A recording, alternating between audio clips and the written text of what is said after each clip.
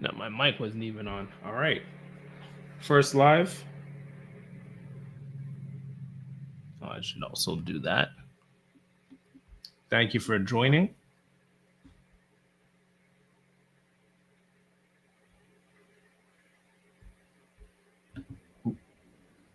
Aha. Hey, how's it going? And himself. Huh? You tried to match with me on purpose, bro? Huh? You tried to match with me on purpose? Oh, no, this is mostly just a result of me needing to do laundry. I feel that. I feel that. I did mine a couple weeks ago. Mm-hmm. How have you been? We haven't we haven't spoken since the whole fiasco stuff. Where we were. So. Yeah, no. I've been good. Yeah, it's just been pretty nuts. But yeah, so doing all right though. Just tired, like most adults in their 30s and over are. Yep, I can relate to that. I'm actually kind of over being tired. Oh boy, yeah. How are you doing? How's school? All that jazz. Oh man, this week has been something, man. School has been all right. Nothing's really started. I start tomorrow. Oh yeah, okay. Yeah, school starts this coming Monday, not this past week. So I had orientation Thursday, where they went over a good few things. I think I'm the only male in my program. Yeah. For those that are wondering, it's education assistant. So I'll be working with kids who have developmental and behavioral challenges. So I start tomorrow. I had to figure out. I had to finish my form for OSAP. I did my one for I think ASL, whatever. The people with learning challenges, like myself. I did the registration for that, and then for those who are wondering what those challenges are, go listen to our past episode on. I did it on Rockley and Deku. I don't go over it again. And then so just making sure I'm ready for tomorrow, look into the textbooks and everything. I would have done this. A lot of things I would have done, but bro, I think you're in the group chat. I got access to the Marvel fighting game.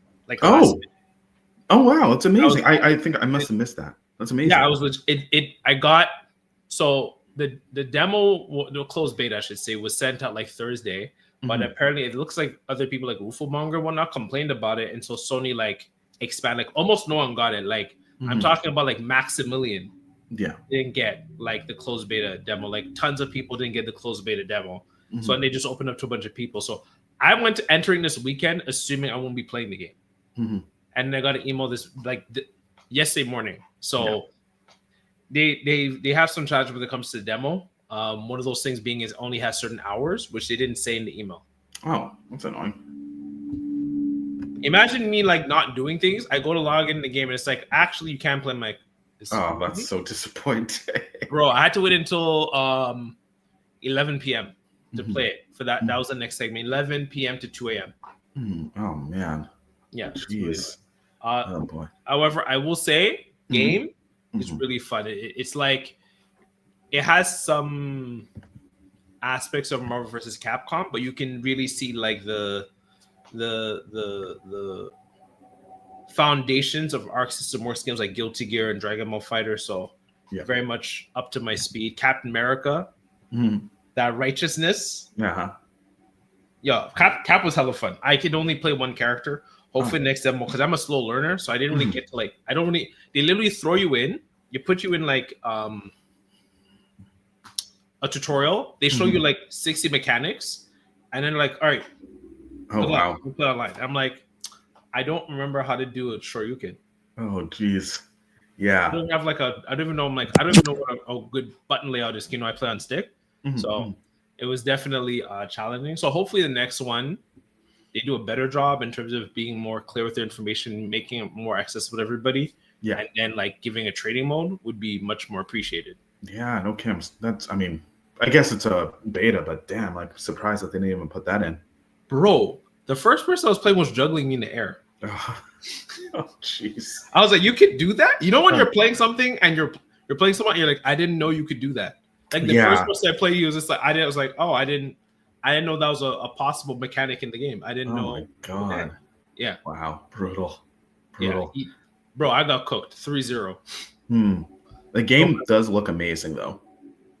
You have when you play it, it's completely different experience when you play it. Like the game's really fun, and I only really like fooled around with Cap. I even played like the other. I think it's like 5 or 6 characters that are in the demo. Like I touched Iron Man a little bit, but I need to be able to sit down and learn all the different functions of each character. So I just played around with Cap, and I'm like, yeah. Thus, his shield throw is so much better than Marvel vs. Capcom. Oh, no way. So like, he can throw the shield. It's called Trick Shield. He can throw a shield, and he can bounce it. It's not just, like, remember in Marvel, it would just go like up, forward, down. Yeah. No, it's like up, down, off the wall, bounces, and then when it comes back, you can kick it again, and then it hits, and it comes back. And each one counts like a full projectile. Like you throw it once, it'll like clash with Unibeam. Oh, if you do it again, if you kick it again, it's equivalent like another Unibeam hit. Sure. Yeah. Wow. That's really cool. Right? Damn. And then you probably don't know this about me in video games, but like I have a thing for counters. I've never heard of that before. Yeah, I love counters. I love counters and parries. Like I live for that. I live for that shit. Yeah, Cap has a counter. Oh, okay. I think they only give like with like Marvel vs. Capcom has been around since we're kids. So I'd give it like maybe 30 years, 25 years. I'd say 25 years, if anything. Sure. They only gave Cap a counter in like Marvel vs. Capcom Infinite, which came out like 6 years ago. Yeah, that was the most recent one. Yeah. Bro has a shield. How does he not have a counter all this time? Yeah, it doesn't really make a lot of sense when you think about it. He has a count. They give him a counter straight off the jump. That's nice. Yeah. Unfortunately, doesn't counter lows, which I experienced. Shoot. I was like, the hard way. This doesn't block everything. Okay, good to know. But yeah, the amount of times people woke up and mashed, it just swinging off the jump. I was just like, yeah, no, that. I was like, this button, this move, and it lasts a long time too. Wow. Okay. That's like good. Maybe 1 to 2 seconds of him holding the shield like this, and it also doesn't just like counter. It also acts like block. So let's say a projectile comes, like you'll also still block that. It won't just like stop because a projectile comes in. Yeah. That sounds really strong. Actually, that sounds quite effective. Yes, it doesn't do as much. It doesn't do that much damage though. Yeah. I can imagine they want to give him some of the him being like I'm assuming he's kind of the Ryu of that game. Like I don't think that he is like from what little I've seen, it doesn't look like a Shoto character, but he looks like a little bit more balanced than most of the other characters. So I would say both him and Tony are like the Ryu and Ken, Kai and Soul of the game. I don't know who is which one, but I can tell based off what I've seen with them. They both hit both archetypes. I would say maybe because I didn't get a chance to really fool around with Tony as much. I would say Tony, Iron Man, for those who I haven't picked up. I would say he probably plays more like Kai and Ryu, because Unibeam and projectiles. Like at the end of the day, a shield is not going to do the same range as like guns and lasers. Yeah, exactly. Yeah. But I would say probably that, and if anything, like Cap might be like more like Ken/Soul, but like Ken and Soul don't have full screen control like how Cap can. No, that's like his shield goes everywhere. Yeah, which is really cool. Yeah. Quadro said he's having some technical experiences, but Debo said 2 seconds. Sound good. And then actually, I'm gonna just grab a what's it called? A cord for my headset, because it's just beeping, so it means it's almost out of juice. So probably I shall return very shortly. Good timing, because Debo's here. Oh man, this guy's a camera on. Oh, what? Oh, hey. All right, okay. I'll bring you back down. Baba. Yes, sir. We got cameras on. We got the Black Panther. Oh, you ready? You ready for this episode? Yeah, I don't know if the camera's gonna catch it. Oh no, let me hold on. Let me. Oh yeah, we got it. Oh no. We got it for the moment. For the culture. For the moment. Okay, I'm gonna take.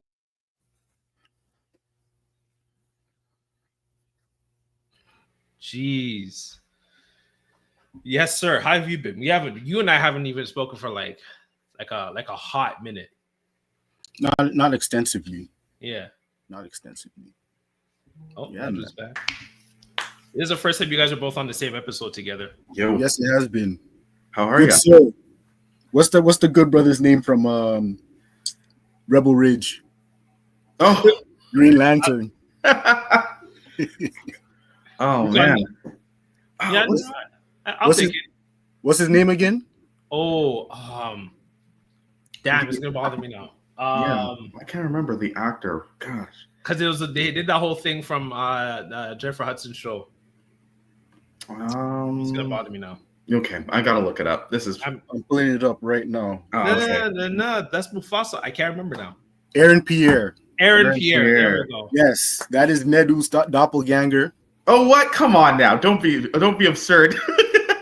That's ridiculous. To be honest, I'm gonna have to big you up, Nedu. Like when I talked to people when we did the Black Walk event. What was it last year?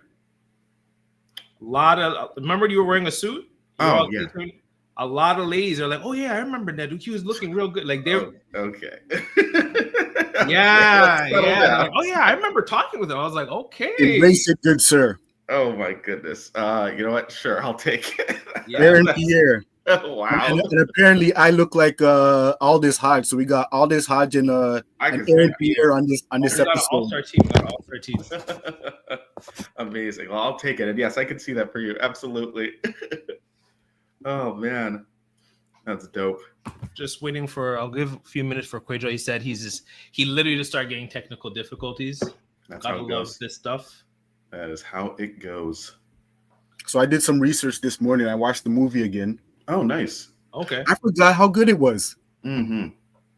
it's a I good movie. forgot how good it was. Yeah, Mm-hmm. It's way better than Wakanda Forever. yeah. Wakanda Forever. I call that The Woman King Part 1, but that's a different conversation. Sorry, go on, Nedu. Oh no, I was gonna say like I actually do like a lot about Wakanda Forever. It's disappointing in a lot of ways though. Like there are things that I do like, and I actually do like the characters, and I do feel like they were in a tough spot. But Agreed. there's some wild choices that were made regardless. But yeah, they were in a really tough spot. But I'm mixed on it. But I do like the first one more. But I just feel like I have to sometimes come and defend that movie because I know it's just rough. Yeah, that's how It wasn't terrible, but you can tell that the production was plagued with issues. Like this was not the movie that they set out to make originally. No, 100%. absolutely not. 100%. But yeah. So, but no, that first one though was really, really good. Yeah. Again, I'm sure we'll talk about it more. But I took my father to it to see it upon the second viewing, and normally he's like, the whole movie he'll be sitting there asking me like, who's this character? Why are they fighting? What's going on? What's the plot? Why is this happening? Yeah, 100%. But that movie, he was actually locked in. I was like, oh, okay, look at that. I was pretty impressed with him. Have any of you two seen The Eyes of Wakanda? No, not yet. No. Have you? I have watched it, and if you do watch it, it ties in back into the two. I can't really recall Wakanda Forever, how it ties into that as much because I haven't seen it as recently. But watching back, Wakanda, Black Panther 1, you see how the movie ties in, especially with the war dogs and everything. Oh, okay, interesting. I can't wait to see it. Oh, Hey, yes, sir, welcome. This guy's setup is crazy. Is it crazy? Smokes. it's impressive. What's good, fella? Hello. Man. Living the life, brother. The smooth voice. Man, I'm trying to get like you, bro. I'm sorry I'm late. Wow. Hey, man, I know the technical difficulties. Man, I did everything. I checked everything like last night to make sure it was on the up and up. And then as soon as it's time for me to do it, it was a problem. I don't know. That's how technical difficulties go. It doesn't matter how much you prepare. Something's going to go wrong. It's troublesome. Right. Yeah. If they're going Literally. to grade you by African Standard Time, you're still early. Right. It ain't been 15 minutes yet. This is true. That's a fact. I'm even in terms of technical difficulties. So, like, I spoke to Dr. Dunbar. One of the things he said is to, like, always have your live stream play on your phone. I'm struggling to even find it right now, even though I did it like a few days ago, I can't remember. We're all just this is just what it is. We're just figuring. I remember Dr. Tiosan Johnson said, building the plane while flying it. I put it building the plane while flying it and also getting a piloting license. Right. So Quaidra, our featured guest, please tell us who you are. Take What's going on, everybody? My name is Quadro. I am the chairman of the Black Male Journal. It's a documentary and educational resource, social media-based company.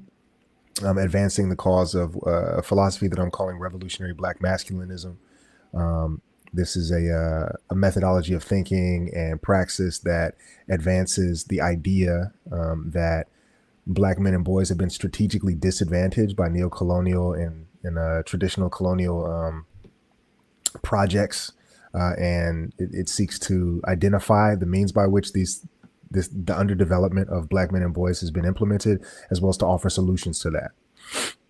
So that's what I do. And in case you don't know, one of your comments, one of the people that leave comments for you is on the right over here. You see it as, I think you have the same IG handle, right? Yeah. Ebo Original. Yeah.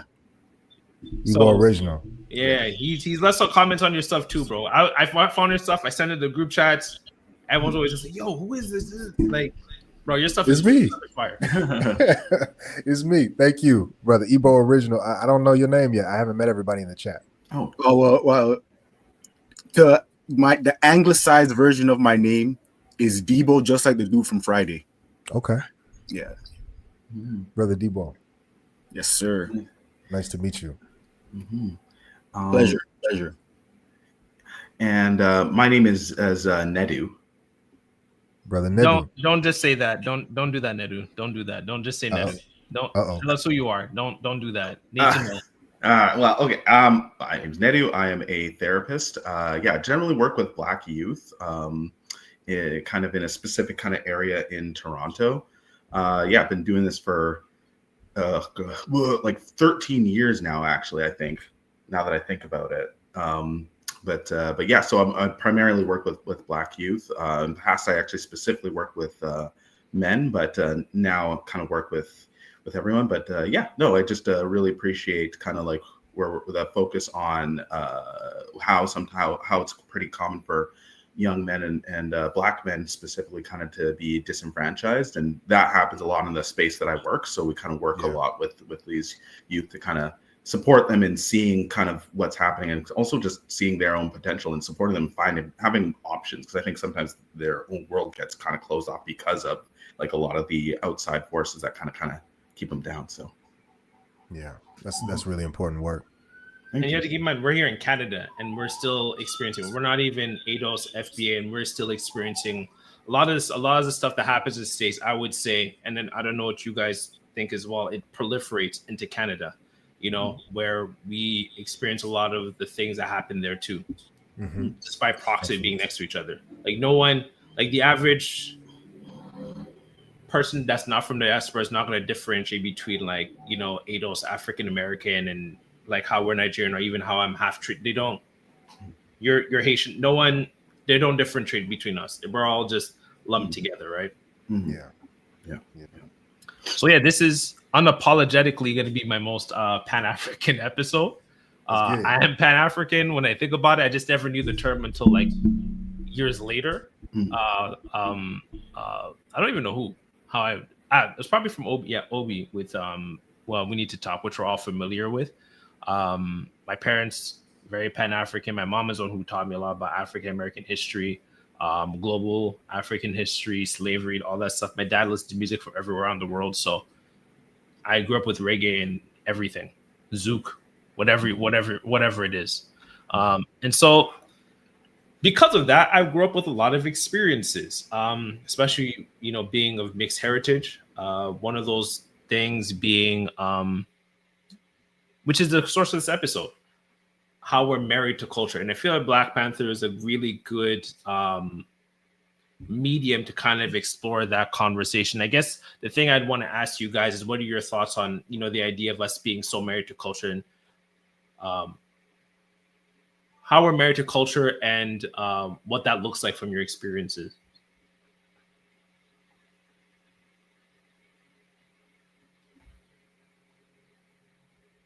Oh, y'all, no one's talking. Am I gonna have to pass this? You know what? Quadro. Notes. Oh, I was going to wait for somebody else to hop in because I'm still thinking about that terminology, married to culture. okay. I can expand on it further for you since everyone's all like rubbing their chin and whatnot. Yeah. Oftentimes, I've seen how unless this is an easy one I can say, you're not Nigerian enough, you're not black enough, you're not Trini enough because you don't do X, Y, and Z. Oh, you don't listen to Afrobeat, you're not Nigerian. Or this is something I've experienced. I don't like fufu. I know people are probably Ned even had to turn off his camera. He couldn't take the news. I can't believe you said that. He said, I can't believe it. He's probably like threw up in his mouth just now. Ned said, I'm gone. Right? He's just like, I'm out. What the heck? I didn't know we were going to talk about this. This has gone. It's gone too far. No, it's all good. I agree with you completely. I understand. Yeah, I don't know who else wanted to kind of chime in on that. Yeah, like there's just so many things that unless you do even one of my boys, he was even saying how like he doesn't like dancehall music, and even though like his parents are of Jamaican heritage, and he was inseminated in Jamaica, TMI if you will, and then like he spent years in Jamaica because he doesn't like dancehall and he doesn't like Akin Saltfish. His Jamaican like card is always up for debate. I love Akin Saltfish, by the way, but that's a different conversation. Yeah, if you don't like everything and all things and do everything in accordance to said culture, you're automatically against it in all facets. I guess I would say that's what I would say is married to culture. Mm-hmm. Well, to your point, we are great gatekeepers of our culture. Where like we're so ready to exclude somebody for whatever reason it is. So it could be, like you said, you don't like fufu. It could be somebody can't dance. It could be somebody can't play ball. Whatever it is, there's gonna be something that you'll be excluded from the black community. Like there's I can't remember the person's name, but they do a lot of videos where it's like what a person might do to get their black card taken away from them. So everyone knows all the situations where your black card can be taken away from you. Whether it's you haven't watched the movie, like I said, you can't dance, you don't eat a particular meal, you like a particular type of woman. There's a bunch of reasons your black card can be stripped away from you. Mm-hmm. Mm-hmm. Yeah. Please go. One of the things that I think about a lot, just in my analysis and the way that I think about things, like part of my outlook, I'm constantly looking at class, right? In this kind of like capitalist equation whereby capital is being transmuted from one form to another form and like made into transaction. And I think about, especially away from the continent, I think in terms of diasporic Africans and continental Africans, those who are, descendants of the diaspora, and those who are, directly homegrown, so to speak. And I think that diasporic Africans are often at, or feel to be at, like some type of disadvantage, whether real or imagined, and sometimes it is real, but there's a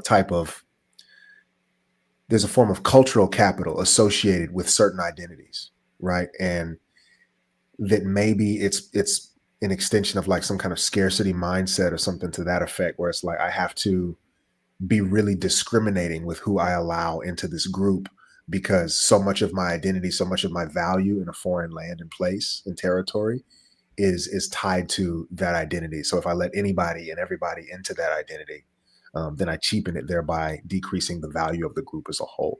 And sometimes I think that's valid, and sometimes I think that's invalid. Something that I think is particularly, infuriating, maybe that's the word, is it gets complicated because there's this transmutative quality. There's the cultural capital, but then there's like genetic capital, so on and so forth. So like Black people, for an example, diasporic Africans, that is, or even some continental Africans, were very excited to claim Barack Obama, for example, right? Who came out of a blonde haired vagina, right? When he was born. His mother's white is my t-shirt. She's whiter than that, right? And yet I respect that. nobody has any problem claiming him because he has a certain type of political or intellectual or, you know, some other form of capital that allows us to pull him. But in other ways, it's like a manner of like controlling one's behavior if he or she doesn't do what you want him or her to do. When I was a kid, they used to tell me I wasn't black because I like to read books, God forbid, right? So there's a hypocrisy there that exists with this kind of cultural keeping. Especially, I like you brought up hypocrisy because look at how easily we as a people invite people outside of the culture. I was just to about to say that. cookouts. Facts. Yeah, the Thank cookout you. thing. Yeah, the cookout thing. The amount of times I've seen like Europeans be accepted, white Europeans being accepted into African culture simply because you saw them speak pidgin English and they chop fufu. Now they're included into the conversation. I'm like, that's it. That's all it took. But for me, I Right. got to do all of these things to maintain my Niger boy rights. And you even see that kind of play out in Black Panther, where when in the beginning, where T'Chaka, that's the dad's name, right? Yeah, Yeah, T'Chaka, you got it. T'Chaka, yeah. T'Chaka kills his brother Yeah. and leaves the child there. But then when you go on to the son T'Challa, not only does he bring the Winter Soldier into Wakanda, he also brings Agent Ross into Wakanda later. Yeah. That's No. that's the point. Sorry, Nedu. No, it's okay because it's really complicated too because like I think what makes it really messed up is, and so like because I do agree with that, and what makes it kind of messed up is the fact that like I think at least the way it's raised, like there's this idea that it's there's a difference between gatekeeping and also just like welcoming people as guests, right? And I think that becomes complicated because especially when like you're saying like there's this idea of capital involved, like then when it comes to the idea of like it being like literally a money making thing, the gatekeeping becomes those who have the like basically those who are rich and those who control the narrative. I mean, look at BET, right? Like I remember when I was really little, I watched BET for like a week straight when I was in the States, and I thought I kind of was really kind of confused, but also because again, like I've been told I'm not black by both black and white people growing up because I'm just a bit of an odd duck, if you will, and like I just remember watching that and being like, is this what I'm supposed to be like? I was like 10 or something like that, right?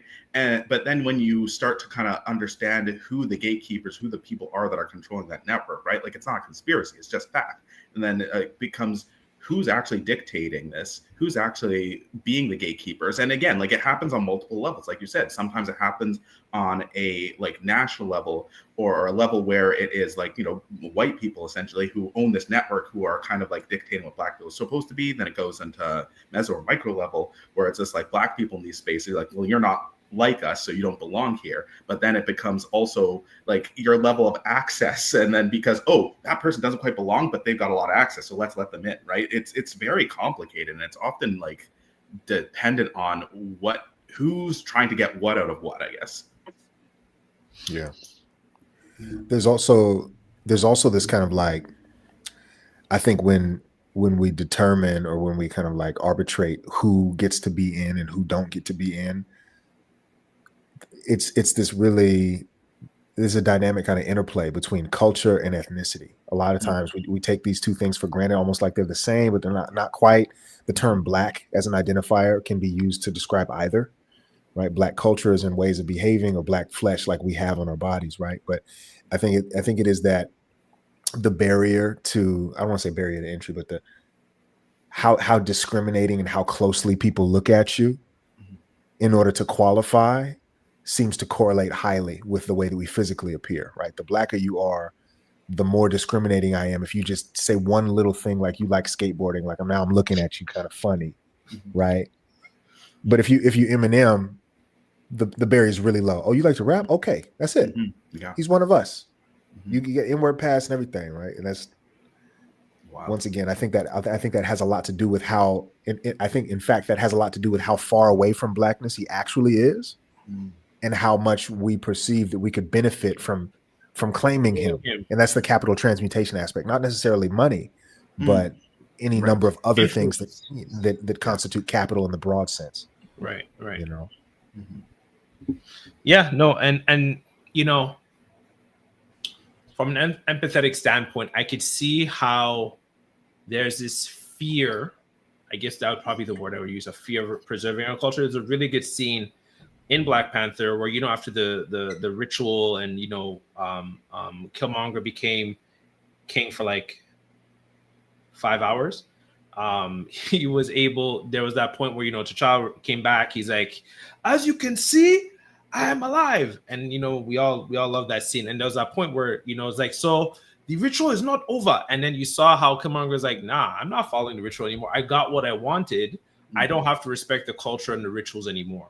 I can just do with it what I want. And I do think there's that sort of fear of, like, you know, our elders to preserve that, because the, you know, next generations, if they're not connected to culture, then they can move very far away from it. And you see that in terms of what I see here in North America, where there's a lot of kids who grew up here. I'm just like, bro, if you were still in Zimbabwe, you won't be able to be doing that. We both know that. You can't, how you're acting is not acceptable culturally, but because you're here, you never grew up there, and your parents aren't, what's the word I'm looking for?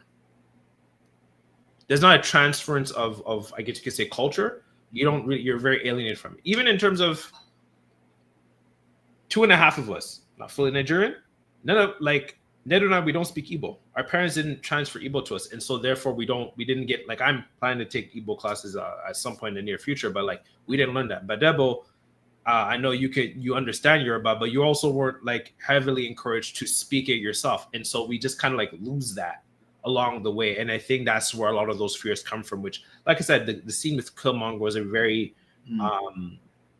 good example of what happens when, you know, culture is sort of what's the word I'm looking for? There's not much of a concern to lose it.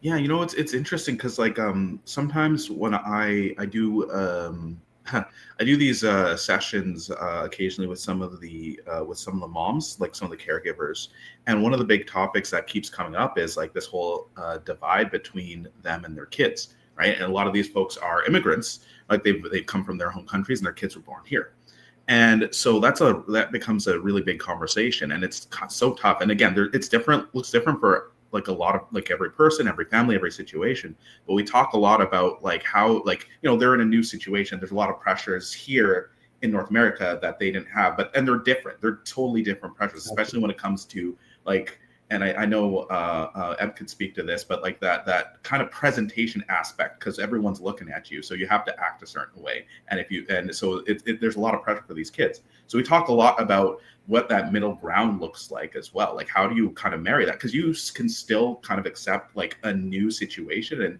new information, but that doesn't mean that the culture that you have, that you're bringing here, that's super important to who you are and your identity, has to disappear. And that's like tough, because I think especially when you're like, you know, 11, 12, 13, especially when you're starting to kind of go into the world outside a little bit more, it's really hard to appreciate those things. So it's really tough for parents to kind of transfer that information in a way that that kids will accept, especially because like discipline looks different back home than it does here. That's for sure. Yeah, that's a fact. Yeah, no, you're right in terms of the struggle with that. Like, it was definitely, like, growing up. You guys both know, and I know Badebo especially knows, because you know you grew up here in Toronto. It was not cool to be African for a hot minute.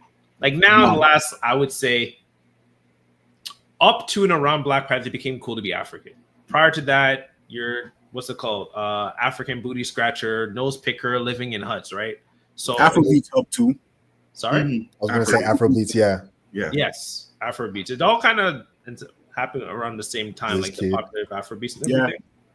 But yeah, like, up until that, it was just not cool to be African. Like, I couldn't hide it, and I'm sure it was the same thing for you, Debo, because, you know, it's like, what's your name?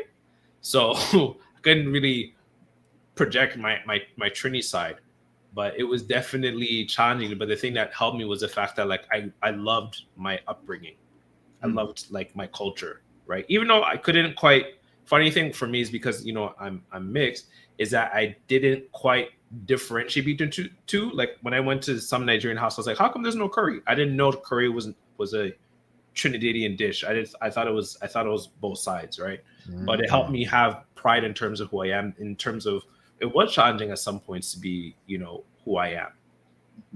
So you mentioned names, and that's kind of triggering for me because I had a rough go at it with my name because he's been saying my full name, government, which is Gbadebo, Gbadebo, and hardly anybody can pronounce that. So naturally I went by Debo, but even growing up, nobody knew nothing about no Debo. So I literally hated my name for the longest time because I'd be the kid going to like what do you call them? Like them shops that you go to, like what do they call the gift shops? You'll see everybody buying them little trinkets with their names on it. Never find a Debo. Never find a Debo. Yeah. It wasn't until Friday that I started to appreciate my name. Oh. And that's why representation matters.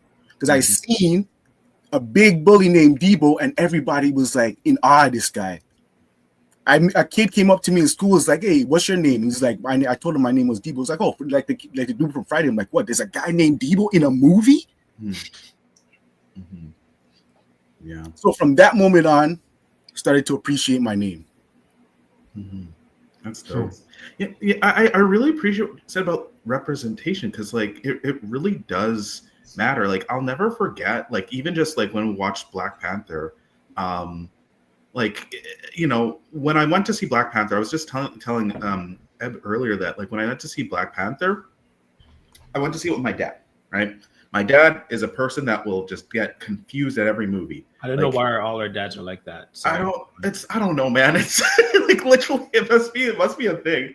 But yeah, like he's just like, who is this character? What's going on? What's happening? I don't understand a thing. What's the plot? Like I'm just like, oh my god, we're in the theater, Dad. Like, what is happening here?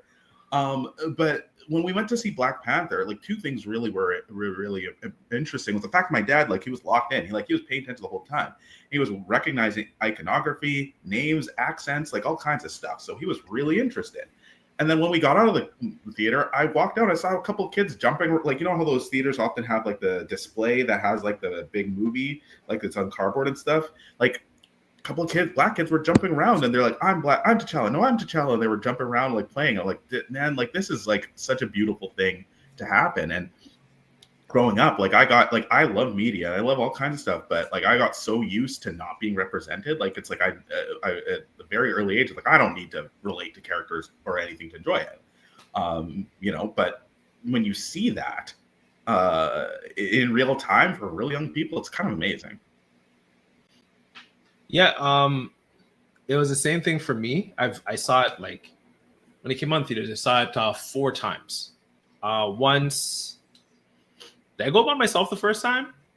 I'm trying to remember the first time I saw it. There's a 90% chance I went by myself to go watch it. I'm a lone wolf like that. And then the second time I went here, not here because I'm in Oshawa now, but when I was living in Scarborough at the time, you could call it kind of like a uptown type of area, Quaidro. And they had like an organized, like black organizations did like a whole film screening where everyone got to go in the movie for free and had like a whole conversation after the movie, live panel. And that was the second time. And like all the times I just saw like there's so much pride. No, I went with my boy. I remember. And I remember we walked to the theater and we're just like, yo, when we walk in, if they ask us what we're here to see, we're going to like point to like our African attire. We're like, you know why I'm here. Don't ask. Don't be ridiculous.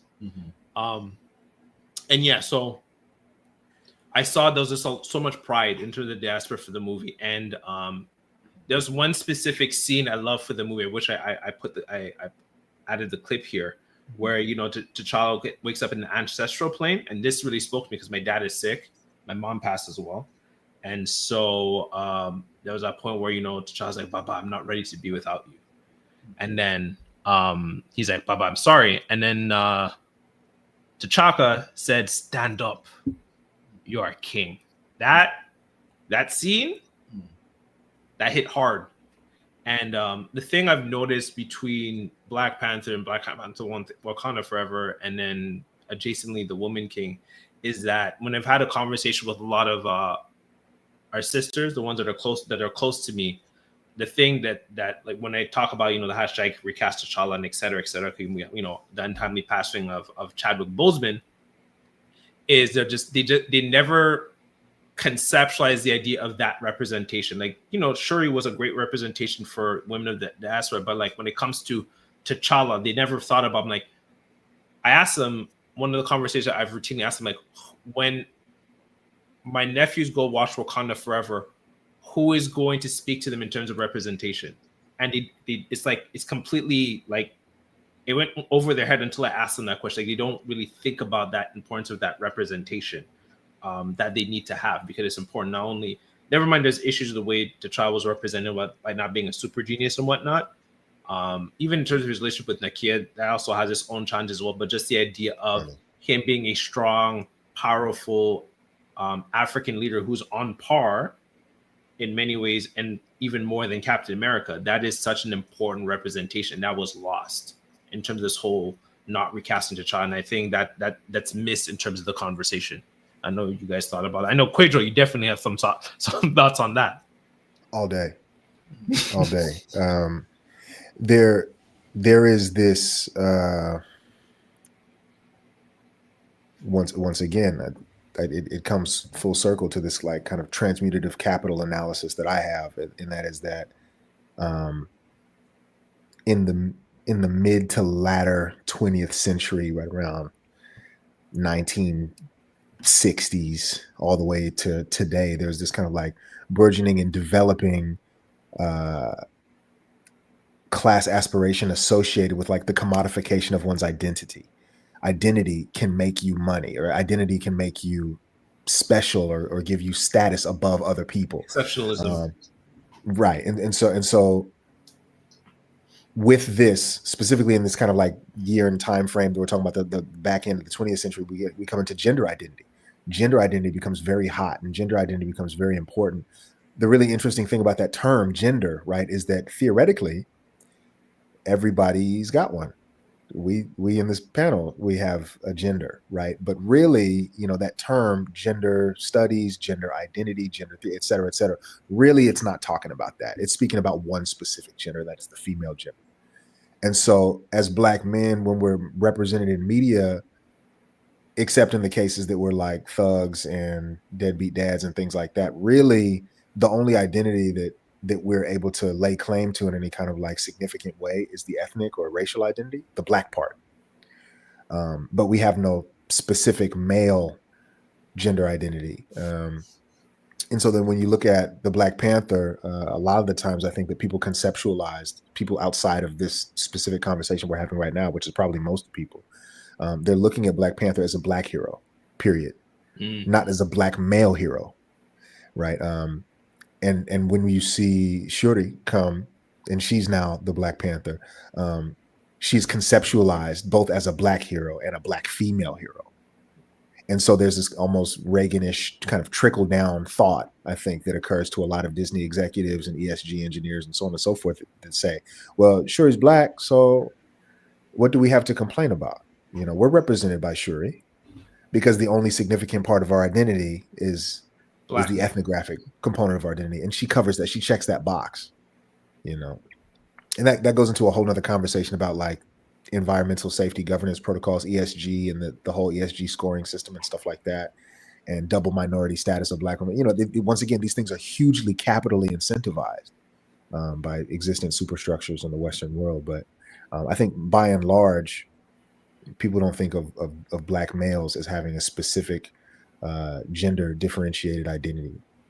And to study and to understand. And also for people who don't know, I don't think I did an episode on ESG yet. I do have one in mind, but equity, social governments, for people that are wondering, it's like a term that was developed by, I think it was BlackRock, right? I think so. Yeah, BlackRock. Also, my my life insurance was tied to BlackRock, so that's probably why I didn't talk about it. Yeah, I remember seeing it like when I was working before, because I read through everything just to make sure I'm good, especially with the idea of content creation. I saw BlackRock. I said, "Oh, good to know." I'll be mindful in case I decide to cover this topic. But yeah, no, like that scene spoke very powerful. Just stand up, you're a king. And I could see, I remember seeing like some of the young boys that I knew they were sitting next to me. I saw how like that hit them to their core. I don't know if you guys had any similar experiences when it came to. I know Ned, you kind of spoke to that too. I don't know what about for you, Debo. You're also on mute, by the way. He's like, thank you.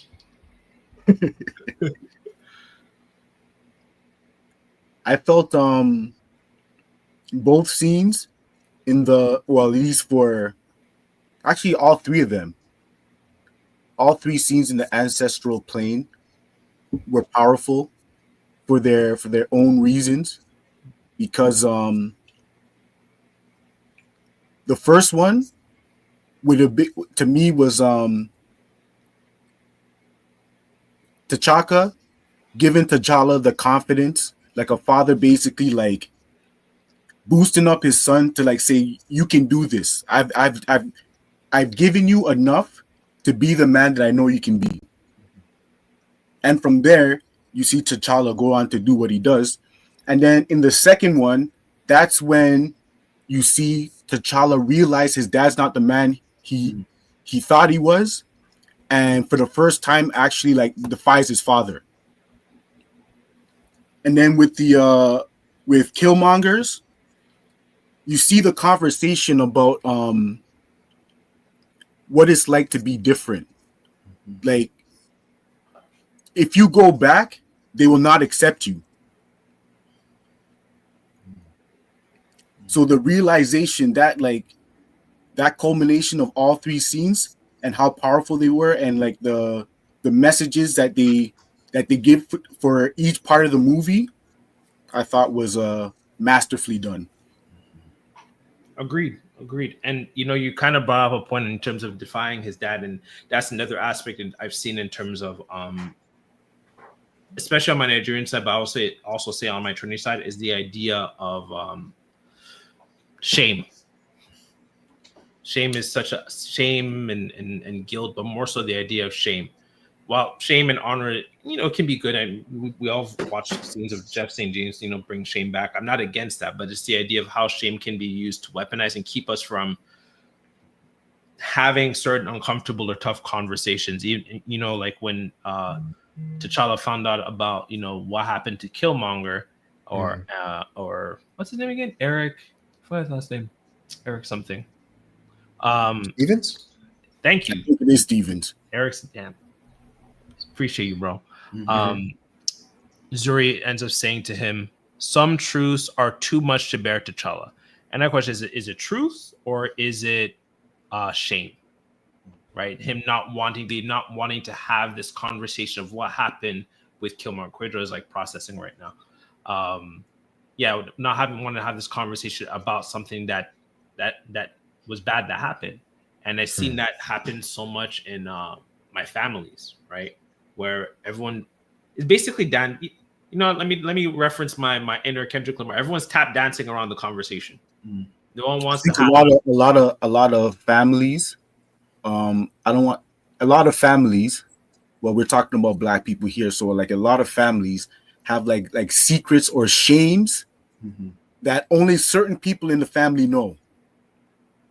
And just like how Zuri knew what the situation was, but that was something that he was ready to take to his grave, and it kind of like blew up in everybody's face. But there's a lot of families where like it might be a situation where somebody stole a whole bunch of money from one family member, or somebody did something to another family member, and they still keep that family member around, but nobody knows why a certain family member might be ostracized. There's always a little secrets in every family. And I would say, just to add before you, I'll let you go next. Dude, it's like, and that's I would say influences, generational trauma and epigenetics, right? Like it's the source of the thumbnail for the episode. It's literally a quote from Zuri. We had to maintain the lie.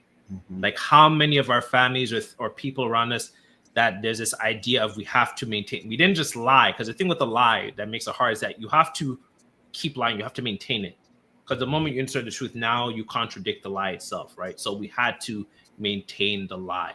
And that is such a, to me at least, maybe I'm an idealist, but I find that such a problematic dogma, a way of thinking. Yeah. No, I mean, I couldn't agree more, because I think we've seen both probably in our own families and other people's families, especially when you work with young people, you see how those lies kind of have a way of just spreading all kind, like keeping people trapped in a box and in this type of reality. And when that lie kind of comes out, like, it's just like you see how devastating that can be. And it's tough, because there's the trauma that's kind of in that is like absorbed in the family because that lie is being maintained. And then there's another trauma because when the lie comes out, or when people start admitting to it, but then they're not really willing to address it. They're just like, well, that's just the way it is, and you have to, and it's always been, so accept it, right? And that's like a tough thing too, because sometimes that lie just really rocks or contradicts everything. Just like in the movie, it contradicts everything you thought about your family, about where you came from, about your own culture. Exactly.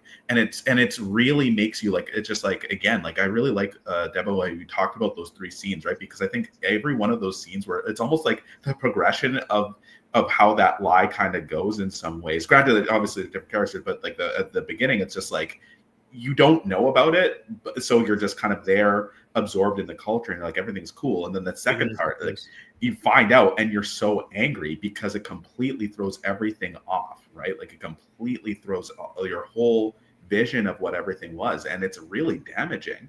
And I think the interesting difference was with Killmonger. When he went back, his dad, he was honest with him. He's like, no, if you go back, they're not going to accept you. Like, even if you were a good guy, you're too different. You're not like them. Like there was a difference in that honesty, as opposed to the lie that was being maintained by on T'Challa's side. I want to play I actually have some clips added. I'm going to try them out, but I want to see, Quadro, did you want to have add anything to that piece? Maybe people lie for different reasons, I think. And so I think about when we talk about like long-standing familial images that are based upon like false appearances, like that's seeking to maintain the dignity and honor, of the way that a family is seen, or a community or a group of people is seen, not looking at this particular pervasive issue that may or may not exist and persist among them. And that's like an ego kind of thing. And I think that could be that's one way to perceive it. But one of the things that I think is so compelling about the lie told in the Black Panther movie is that it can be interpreted in a kind of two-sided regard, because sometimes a lie is put forward so as to protect people.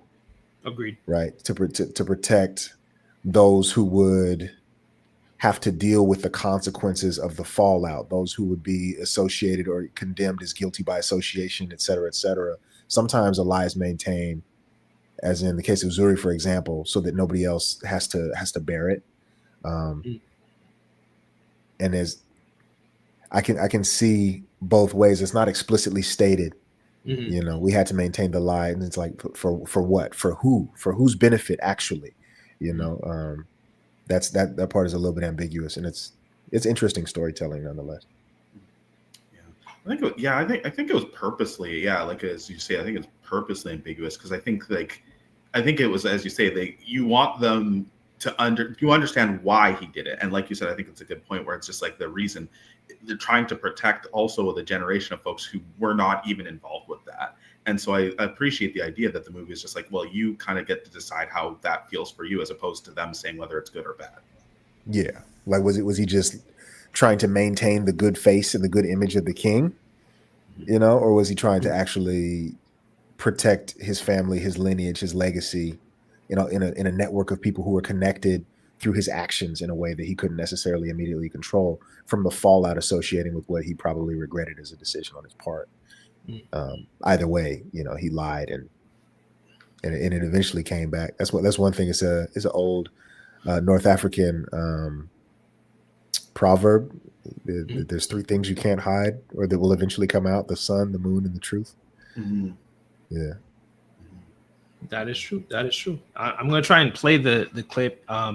This clip spoke to like me being in terms of my ancestry specifically. I'm gonna try out some StreamYard here. Is this man Wakandan or not?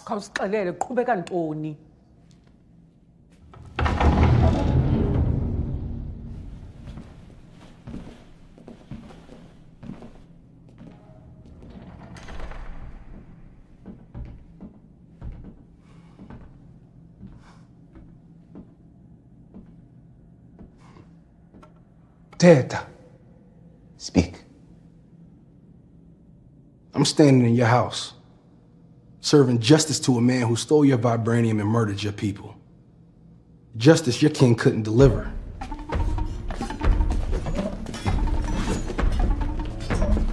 I don't care that you brought Claw.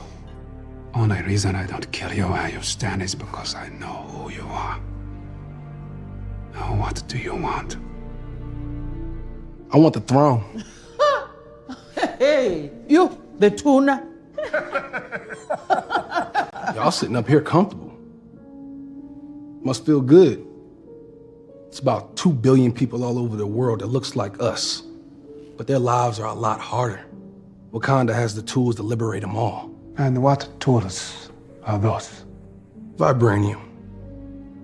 Your weapons. Our weapons will not be used to wage war on the world. It is not our way to be judge, jury, and executioner for people who are not our own. Not your own. But didn't life start right here on this continent? So ain't all people your people? I am not king of all people. I am king of Wakanda. And it is my responsibility to make sure our people are safe and that vibranium does not fall into the hands of a person like you. Son, we have entertained the charlatan for too long. Reject his request. Oh, I ain't requesting nothing. Ask who I am. You're Eric Stevens, an American black operative, a mercenary nicknamed Killmonger. That's who you are. That's not my name, princess. Ask me, king. No. Ask me. Take him away. Ungubani, Indingu Njadaka, Unyanaka Njobu. Huh? Unyana kantobu. I found my daddy with panther claws in his chest. You ain't the son of a king, you a son of a murderer. Uyabosisa. Lies. I'm afraid not, Queen Mother. What? You indanda toka njobu. Hey, auntie. I'm exercising my blood right. The challenge for the mantles of King and Black Panther.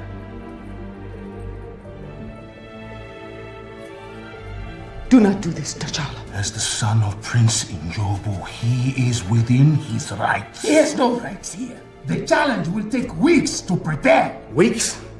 I don't need weeks. The whole country ain't gotta be there. I just need him and somebody to get me out of these chains. T'Challa, what do you know of this? I accept your challenge.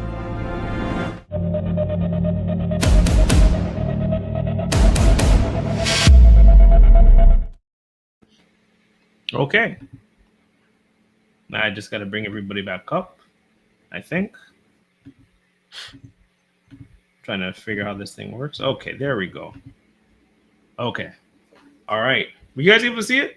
Yes. Yeah. You have no rights here. Okay, thank you.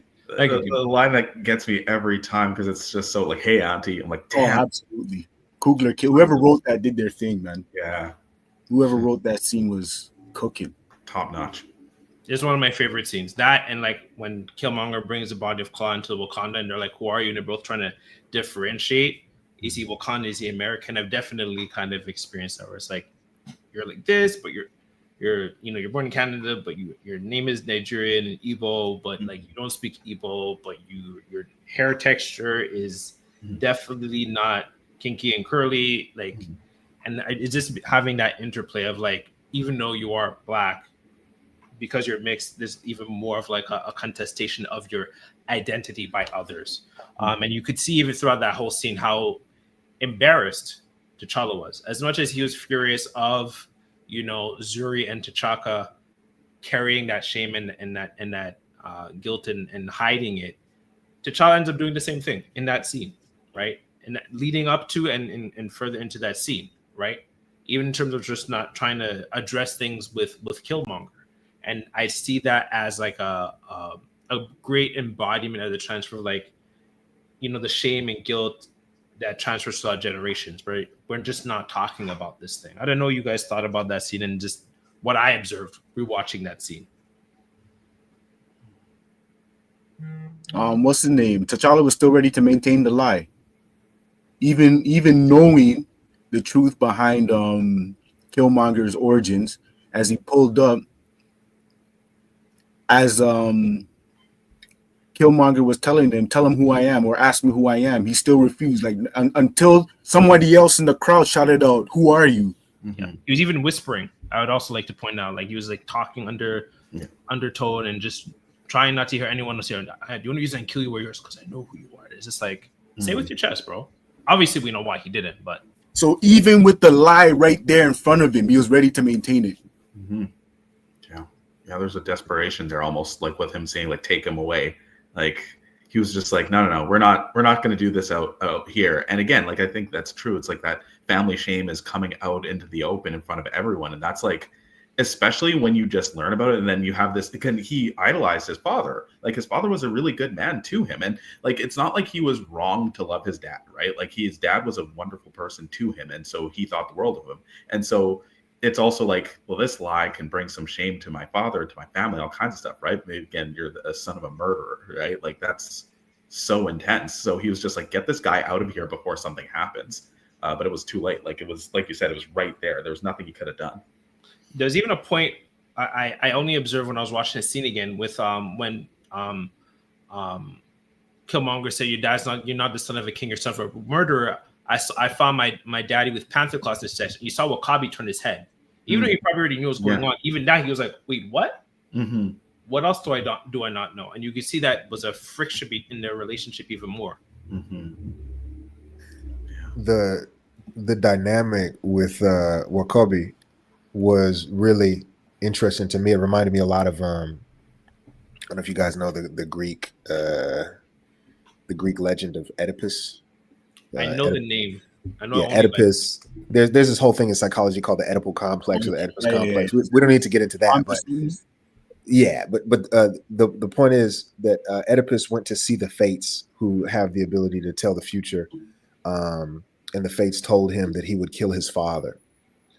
And he was like, no, this can't be, because he loves his father very much. And so he like ran away from home and never came back, so as to subvert the will of the fates or whatever. And ended up forgetting what his father looked like. And like many dozens of years later, got into an argument with a man and killed him, not knowing that that was his father. So it was like, because of his attempting to escape fate, he actually led to the securing of the fate. And that's one of the things that I think about here, especially with Wakabi, because Wakabi was already in that gray zone. He wasn't really happy about the previous administration because Ulysses Claw had killed his family, right? And he was waiting for a really long time for T'Chaka to do something about that. And then when T'Challa took power, he said, I'm gonna do something about it. And then he failed almost as soon as he said that he would do something for his brother, he didn't do it. And there was that scene where the brother said, I thought it would be different with you than your father, and I find out it's just more of the same. Shortly after, the result of this lie that they maintain, right, comes and actually delivers on what Wakabi had been waiting for generations to be delivered. And so, like, if there may have been more honesty, then maybe W'Kabi wouldn't have been in such a position so as to be so easily swayed by this outsider person, right? And you can even see it kind of like in his eyes as well as Killmonger's eyes when he walks into the whatever you call it, the king's chambers or whatever. He's looking at all of them with this kind of attitude that I don't see all of you in the way that you see yourselves. I see all of you as people who destroyed my nuclear family, destroyed the head of my family, and then left me as an orphan so that you could enjoy. And he even says it like, y'all look real comfortable up in here, right? Like you're selfish. And it's really interesting the perspective that he has and how valid in many ways it is, but how ignorant they are of the same thing. Yeah, and I can't really. I'm like every time I watch that scene, you never really fault W'Kabi for being swayed the way he is. Like it's not like he was asking for much, and you could see he was always willing to kind of. He was more. Oh, what's what I'm looking for? Revolutionary. He was more prone to revolutionary action than T'Challa, right? Like he was even saying like, if you want us to start helping the diaspora around the world, like, let me know. I don't want them here. So one thing, maintaining the culture, but I'm going to go out there. Like you saw that with him. He was ready. So Killmonger just gave him the opportunity to execute in those actions. And yeah, it's true. Right. I would go as far as to say that the moment this guy T'Challa brought home Ross as opposed to Claw, relationship done. And I don't think that most people in W'Kabi's position would have done anything different. This man sat there and promised that he will get you justice. Not only did he not get justice, but he brought home an outsider to save his life. There's a lot of question. There's a lot of explaining that T'Challa would have to do if I was W'Kabi for me to be in a place to forgive him. Yeah, it's true. And it's hard to have those conversations when and this kind of goes into that scene that we were just watching, where the thing I always find when I go to visit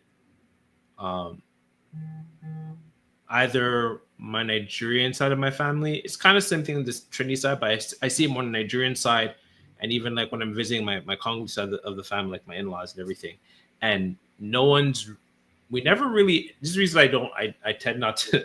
There was a clip I was watching on Instagram of Preach from I've been preaching, how he talks about how he's not allowed to talk at family functions. I'm that guy. It's just better I don't talk. I'm gonna say something that's gonna upset somebody, so it's better I just stay quiet, just on my phone. If I can, I'll bring my laptop. I'm gonna go in the basement, be on my ones, no problems, right? Because like you say, oh, Bear, how are you? I can't tell you that I'm struggling with employment or my health is this or this and that because what do you mean now? All of a sudden, because going back when we said before, you're not maintaining the lie. Now, my integrity, my ability to be a husband or provide whatever is up in the air because I'm not maintaining this image of, all the bills are paid, no car problems, no health problems, no marital problems, no kid problems, no school problems. Everything is just good. Everything is smooth and honky-dory, if you will. Right. And because we don't really on purpose. Sorry? Was that a pun on purpose? Huh. Honky-dory? Really? How? Usually they say hunky-dory, but it sounded like you said honky-dory. Yeah. So I wasn't sure if that was like... crazy. Definitely not. Definitely not. I'm trying to keep this live stream open. I'm trying to avoid strikes on YouTube, Okay. My bad. Yeah. But no, we try to make everything's honky-dory, everything's good, everything's great, and we don't really have like honest conversations. Like I'm just like, even with like, and I think it's also important to know that everyone here in this chat has worked with young people or is working with young people. And I think we can all agree on this, like within those of us that when we're working with people of the diaspora, it's very hard to get honest answers initially. Like, how are you? I'm good, I'm fine. It's like, you're upset and you're scrolling and I think I'm seeing tears in your eyes, but you're okay. Because everything's always supposed to be good. And then when everything's not good, it's hard to have honest conversations, like in the case of T'Challa and W'Kabi. Yeah. It's interesting. I was just thinking about this as you were talking, and like, not to say everything's like perfect, honestly, but my I don't want to say too much, just because like I don't want to, it's a large family, you never know. But like my immediate family, like my brothers and my parents, like we're all kind of weirdos amongst our people. You guys are outliers. You guys are outliers. Your parents how you're doing. Like, what? Yeah, it's want to know, like, what? Yeah, yeah, it's kind of bizarre, like, because don't get me wrong, especially like growing up, it was really tough because I think there was the pressure. Like, again, it's a whole thing. I don't need to get into all of that, but like grew up in a very white community, and I was like, my parents are working constantly, so I talk very oddly, even for white people. And like I was raised by a lot of old people, so I was reading like books from like the 1960s and earlier. This is how I learned to speak legitimately. And it's a whole thing that like, so my parents were very much like that when I was younger, but as I got older, like they learned and they educated themselves a lot about like not just learning more about like the world, but also about how to like interact with their children. And they also learned from us, and so they're a lot more open. Like I learned a lot more about their pasts, about like things that happen back home that are just things that our family won't really talk about, like a larger family will not talk about. So like again, I'm not going to say too much, but like there's certain comments about myself and my brothers, but because we're just we're not really matching where we should be or who we should be, apparently. But it's like our parents are just like, we don't care about that. We're proud of you, which is just like really interesting. And I feel very lucky about that. And it's kind of, I feel like in some ways, like, I'm almost like sheltered a little bit from like the larger thing because I've seen it, but now I just kind of stay away from it because I'm like, why would I put myself through that? And also they don't really live near me at all, so I don't kind of have to do that too much. But that's not to say I don't care about them or don't like I still interact with my aunties and uncles and cousins, especially virtually, but like I don't have to go to like those more family, like those large family settings that often, where I'm going to kind of feel like I can't actually be myself. So I feel, exactly, so I feel very grateful for that. But yeah, like but the fact that it is strange that that's the case is kind of interesting, especially when talking to my cousins. Like, oh, we're the bit of the weirdos because of that, which also kind of further kind of makes us a little bit othered in that sense. So I don't know, it's very strange. Yeah, no, that's exactly my experience. Just to add a little bit of what you're saying, like whenever Deb and I visit extended family, like we always have to like rehearse the things I can't say or talk about. And that's kind of going what you're saying. It's the reason why I like, and I guess you could say ostracize myself in my own way, because I'm like, I'm not really good at like hiding how and who I am. So I'd rather just avoid putting myself in really bad situations. I'm very comfortable being by myself, so it works out in those regards.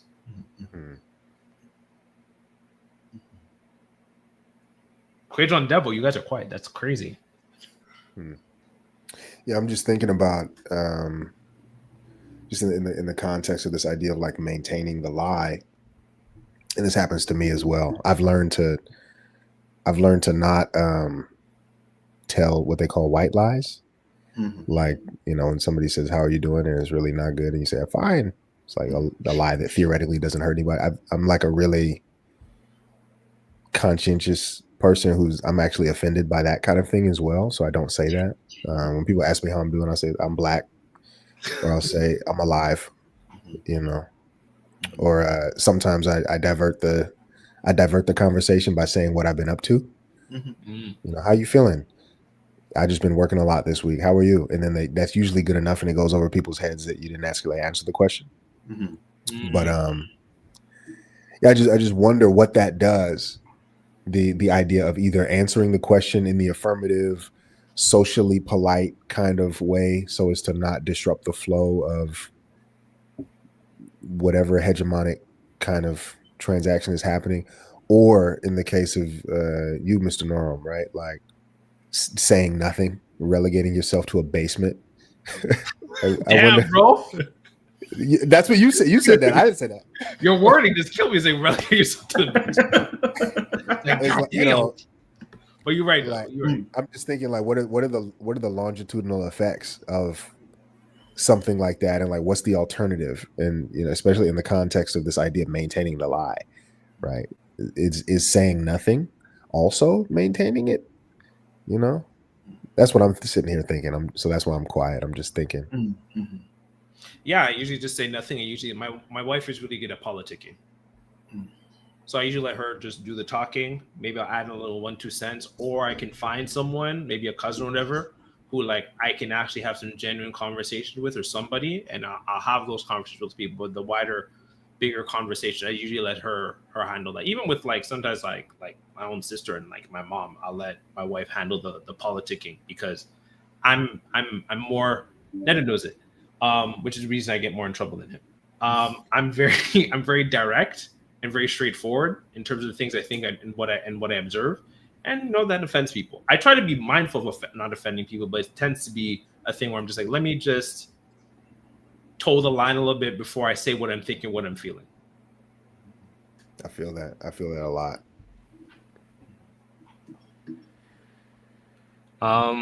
Yeah, no. So what was I going to say? Yeah, I do think that really played a big scene with that scene. Actually, no. Before I go there, Deborah, what did your experience with working with young people? Because you work with young people as well, in terms of just the idea of also maintain the lie. We didn't get your thoughts. You're real quiet, bro. I was a daycare teacher many moons ago. I also coached basketball. I'm trying to think if there's, in my experience with working with children, if it relates to our conversation here. And off rip, I'm not really seeing any, which is probably why I was silent for the most part.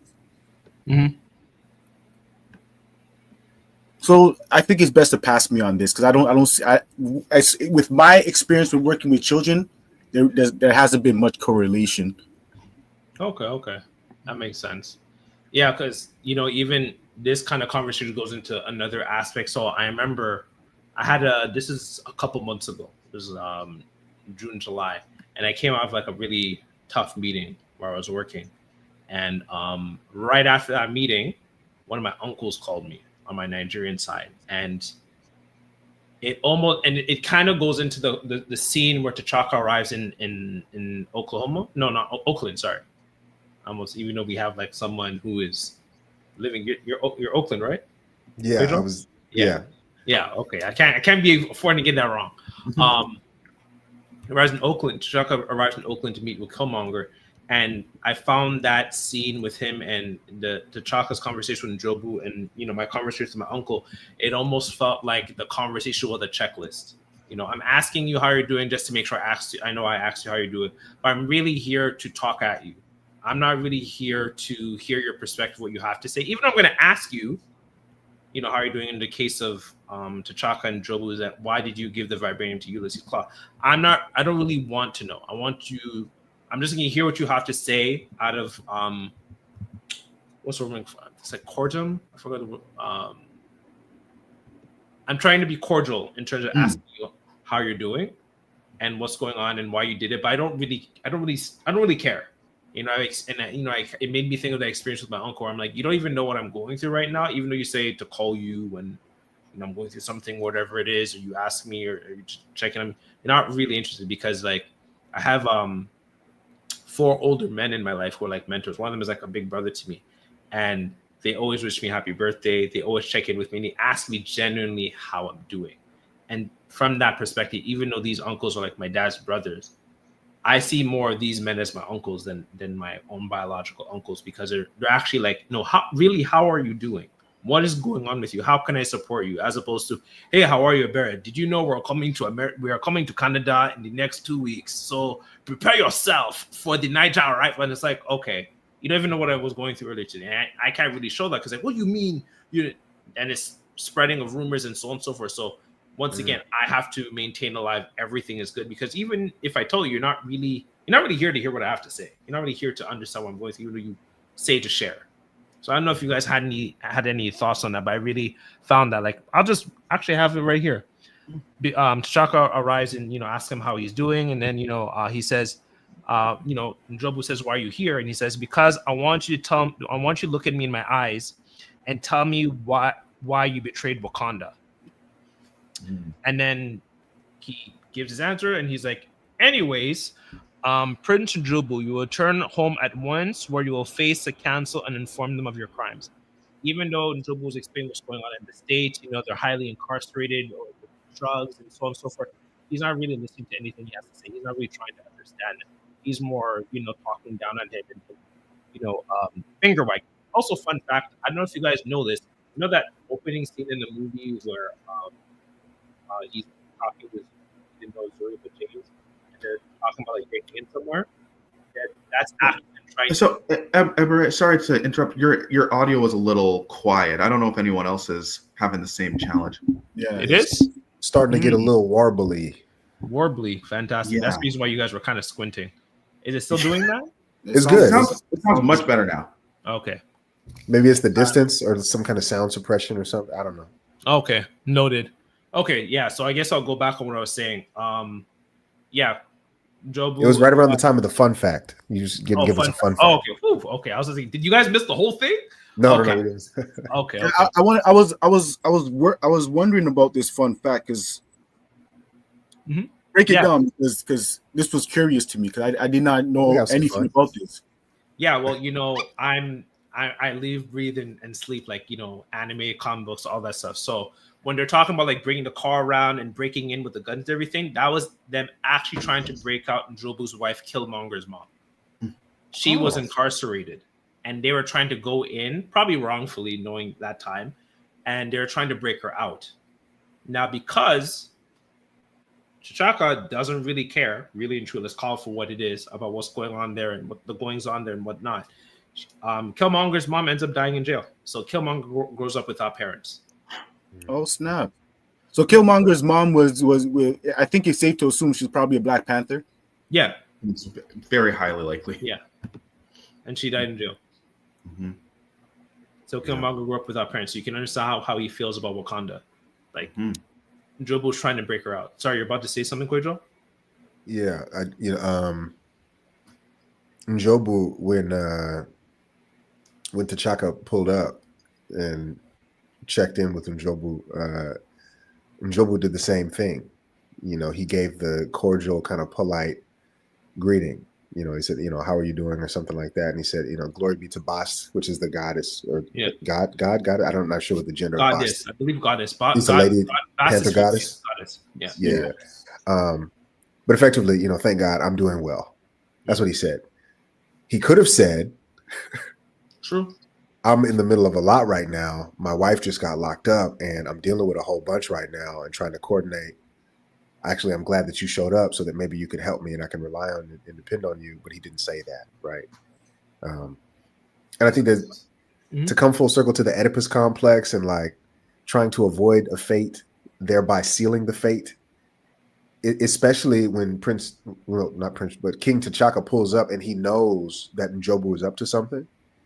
When Njobu, upon being asked how he's doing, doesn't give an honest and clear response from the perspective of T'Chaka, perhaps that only deepens the kind of like synapses or wrinkles in the brain that conceive of Njobu as a liar, right? Because I just asked you how you're doing, and I already know, but you tell me some BS, So you're in good health. That scene there, it reminds me of how they say the FBI, they won't try to get at you until they have all their ducks in a row. So it's like the case is basically like locked and loaded. So you just got to pick you up at that point.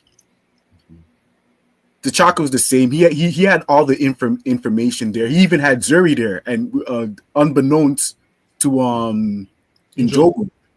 So when he was like, you betrayed Wakanda and helped Ulysses get the vibranium. He's ready to lie, but he's like, hey, Zuri. So right away, squash that. And what else did I write? The way that an elder's crimes or transgressions are always excused. And anyone under said elder, their transactions will always be laid bare for all. So in this example, there was nothing stopping what's his name from lying about what Njobu did in Wakanda, in Oakland. He could have just brought him back home and said, "Nah, you're not a war dog no more. That's your punishment." But he's like, "No, you're gonna go in front of the council and tell everybody what you did." But nobody knew he killed Njobu. That is true. You're right. Yeah, I don't even know. Now that I think about it, no one knew. Everyone knew he passed, but no one knew how he died, right? Because that's why Wakabi had that reaction where he's like, Panther claws in his chest. Yeah. And that's how it is a lot of the times in our communities when we look at our elders. How difficult is it to try to get an elder to be accountable for anything that they do wrong? You know, like as you were talking, I was kind of thinking about the difference between T'Chaka and Njobu versus like I'm thinking of like specifically into Spider-Man Into the Spider-Verse when it comes to Jefferson and Aaron, right? Like they're the two brothers that are Jefferson Davis being Miles Morales' dad, and then Aaron being his uncle, right? Because like they have a really similar split where you have Jefferson being the police officer and Aaron being kind of the screw up guy that's involved with gangs and crime, right? And so there's like this real divide between them. And again, of course, like we know the story. I'm not, Jefferson ends up I'm thinking about the comic books now. I'm getting them mixed up. But movie, video games, I got you, bro. They're all mixing in my head. Yep. But Aaron ends up dying in the end. But like there was this moment where Jefferson leaves him a voicemail and reaches out, right? And I think that's like the difference that I think is interesting because like T'Chaka gave up on Njobu. He gave up on him because he was so ashamed. He's like, "How dare you do this? You've embarrassed us. You've embarrassed. Like, are you not embarrassed? Like it's like literally. Are you not embarrassed? That meme, but it's like literally he's so humiliated by him. He didn't have to kill him, but he did. Like he had the Panther suit for God's sake. Like you did not have to do that, but he chose to, right? And in this situation, like Jefferson was also like probably ashamed of Aaron, how this stuff, especially because he's law enforcement, all this stuff, but like. There was this part of him that's like, no, I love you. You're my brother. So he tried to reach out and like, of course it was way too late. And that's the problem, right? Like he did it way too late. But like, could you imagine if T'Chaka was like, Njobu, I'm so angry at you, but I want to understand what is happening. I want to understand you. And that's not what he did. Like it was that shame that he felt was too heavy to bear. And so he's like, I'm just going to cover all this stuff. I'm going to sweep it under the rug, as opposed to let's try and we don't understand each other. I don't understand you. You don't understand me.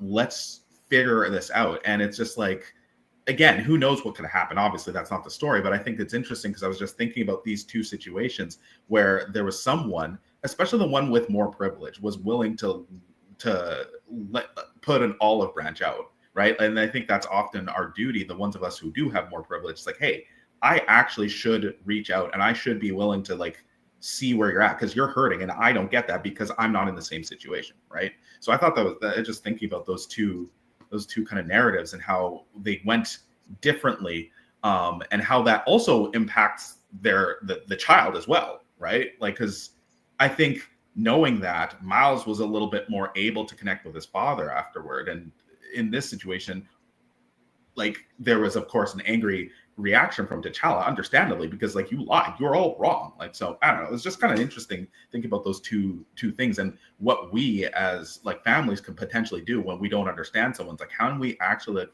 like put that olive branch out and actually try and gain some understanding even if we don't get it. And that's the reason why, like those men I talk about, like I have such a good connection with them, is because they try to. What's what I'm looking for? I guess you could, for lack of a better word, level with me, or as we all worked in these social fields, meet them where they're at, right? When you're able to do that, it really helps. Just have an open, honest conversation. When you're not willing to do that, you already have like when you already. enter the conversation with preconceived notion, it makes it very hard to bridge a connection or understanding with that person. Because, like I said, T'Challa was just like, I'm here to bring you back. I'm not here to really have dialogue. I'm just doing the formality, but I'm here to bring you back at the end of the day. And I don't really care what you have going on. Bring you back. Oh, you didn't tell me that, like what Kwejo said. Oh, you didn't tell me. You really don't have anything. All right, cool. Now I'm really not interested with whatever else you have to say. Mm-hmm.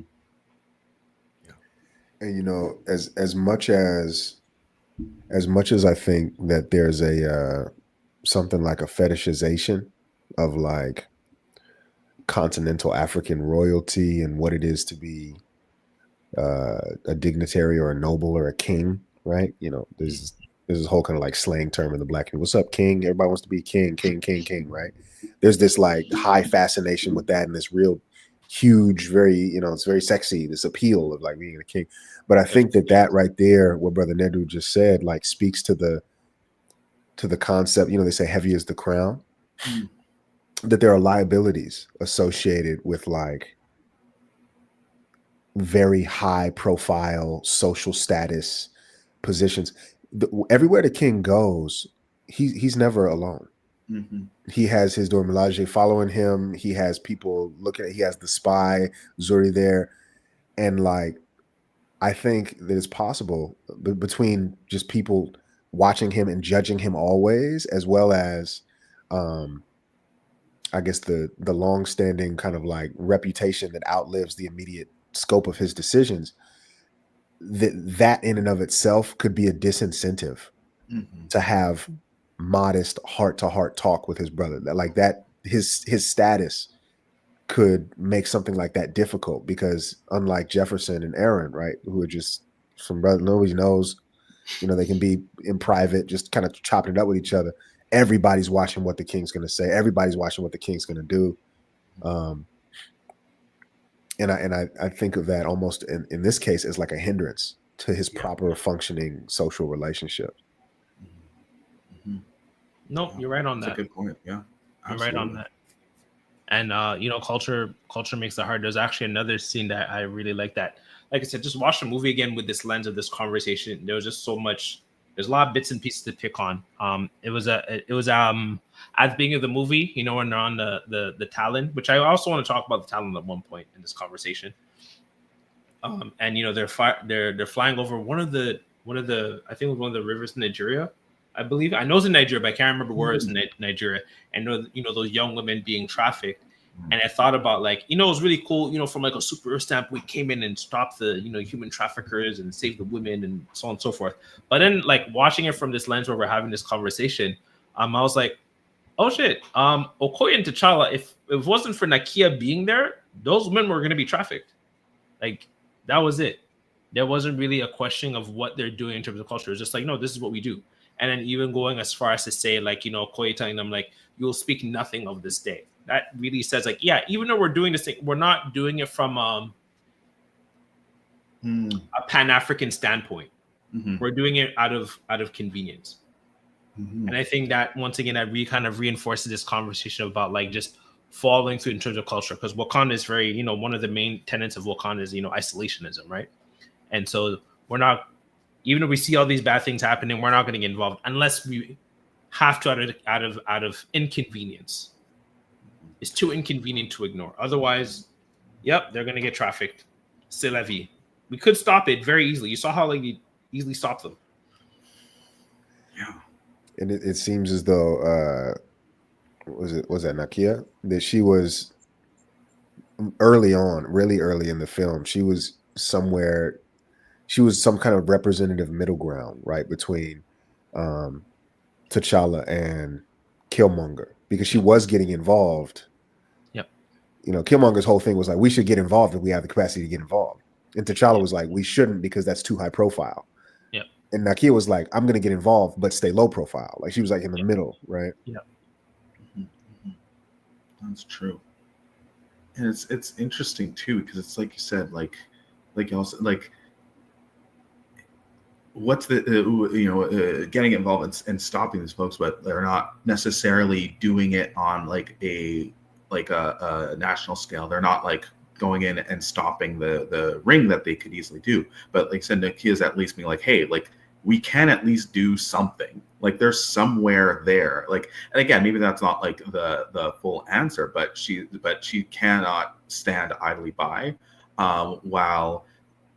At the time, T'Challa's. I think what I really like about this movie. Sorry, I'm jumping around here, but this is like T'Challa is like building who he is and who he wants to be as a king.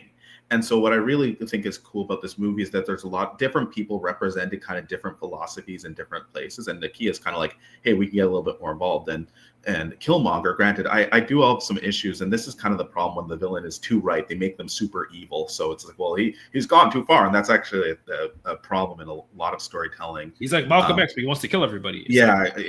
Exactly. So it's like, oh, he's got to be stopped. He's gone too far, and then it somehow invalidates his point. But I think Black Panther at least tried a little bit to not do that. But I think, like, honestly, I feel like they've been regretting killing him since they did in that, like, end of the movie. I think writers are like, what have we done? Because that's like character's so rich, right?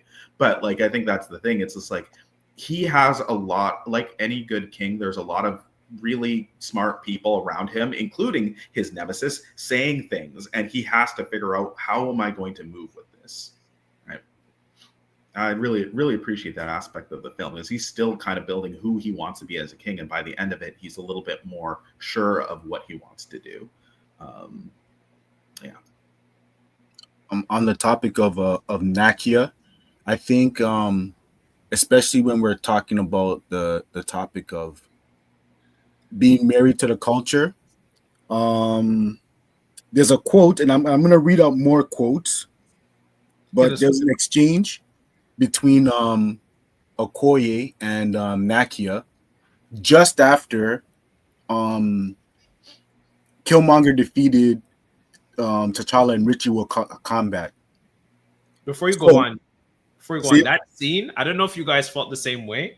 That scene felt like I was watching a Nollywood movie, and I found that really impressive. It felt like a Nollywood movie. You talking about between Nakia and Okoye? Yeah. It went from like a superhero movie to I'm like, now I'm watching what are you going to do? The king is gone. Hey, the king is gone. No, like I got the quotes. I got the quotes right here. Hit us with it. So Nakia pulls up to Okoye, and she's like, help me overthrow him before he gets too strong. Okoye is like, I'm not no spy that can come and go as I choose. Yeah. I am loyal to the throne, no matter who's sitting upon it. What are you loyal to? Nakia goes, I loved him. I love my country too. Okoye, then serve your country. Nakia, no, I will save my country. And when it comes to like being loyal to customs and traditions, I think this is like the epitome of what goes on all over Africa, where it's like a person could be like in the position to do the best for the country, and then somebody with like somebody who like let's say like a foreign power will want something and put a puppet regime in charge. All of the people who were following the person who was out for good will still follow the other person who's following who's part of the puppet regime. Yep. Because that's just what's been going on. And you see it all over the continent. Well, hopefully we'll see a switch with what the good brother is doing in Burkina Faso. But before that, it's been that on repeat. Where it's like somebody would try to do good, foreign power, then everybody would just follow along. Even if they have the power to do different. Nah, I'm gonna marry to the customs. You're actually sorry, I'm trying to figure out this. There we go. I'm still learning this whole streaming thing. You actually make me think of, just to add on your quote. Now we're going quote for quote, bar for bar. When Jabari arrived at the king ceremony, the royal ceremony, and you saw how he was upset. He was just talking with his chest, and he was saying, we have watched. I'm going to bring up because like you could tell their accents based off like West Africa. So I'm going to bring in the whole accent. We have watched and listened from the mountains. We have watched with disgust as your technological advancements have been overseen by a child. We will not have it, oh. No, hold on. Who does not respect tradition? Who scoffs our tradition? Now you're turning it. We will not have it. We will not have it, oh. Another one of my favorite scenes. Yeah, no, once again, this goes back to that representation. I'm like, that's exactly how that is those are my uncles. That man is Nigerian, like straight up, like at least no, absolutely. Mm-hmm. Yeah, and you know, like, and I do think that's an important part in terms of like going back when we're talking about like the idea of culture and marriage is that like we feel as if we have to pick and choose between progress and maintaining customs rather than why can't we go through progress and have our customs adapt to that progress, right? You know, one of, you know, it's not really talked about that often, but when it comes to Thomas Sankara of Burkina Faso, one of his main opposition, I've seen that with, you know, a lot of our various African leaders. And even like when I think about it too, I was just before our episode where I was watching something on Malcolm X, is that it's usually the elders who have issues with like, wait, you're not doing things like how we've done it for like the last 100 years in the exact formula. What do you mean? So you're against us now? And it's like, no, I'm not saying we can't have our customs, certain customs. Is that this custom keeps us from like having electric cars, for instance. I don't know. I'm just giving an example, right? And that was one of the main oppositions for Thomas Sankara, you know, in Burkina Faso. Yes, there's a Eurocentric imperial neocolonialism that, you know, often like, yes, we know that. But like in terms of within, like on the ground, like that was an issue with him and the elders. Even on Malcolm X, you know, when he came back from Mecca, you know, the Nation of Islam did have issue with him where he wasn't so, for lack of a better word, anti-white, right? He was a lot more, his thought and his way of thinking had evolved. And sometimes that tends to be a thing where like to be almost African or Pan-African means to stay at a certain place without ever challenging or questioning it, right? I don't know what you guys have some thoughts. I even had like an image I want to bring up to kind of show you guys after, which you guys kind of saw a split second, but.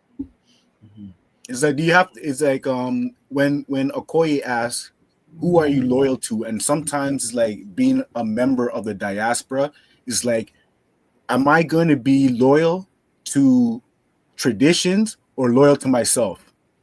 Because sometimes you can't do both. Yeah, sure. Yeah, absolutely.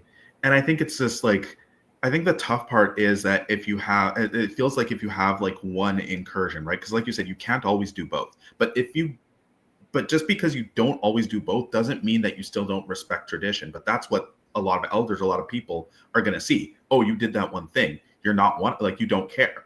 And you hate your culture. You hate your people. You hate your ancestry. It's like, I never said that. Exactly, right? Like braiding your hair or getting your ears pierced. Yeah. So you're a homosexual gangster. It's like, whoa, first of all, both those things don't mix together. And then why does my ear pierce mean I sell drugs in the community? Like, how did we get from here to here? Yeah. You never say about Burna Boy, so what's going on with that? He brings a certain type of culture or capital. He brings a certain type of capital so he can get away with it. To our earlier discussion. Which is literally capital. Literally.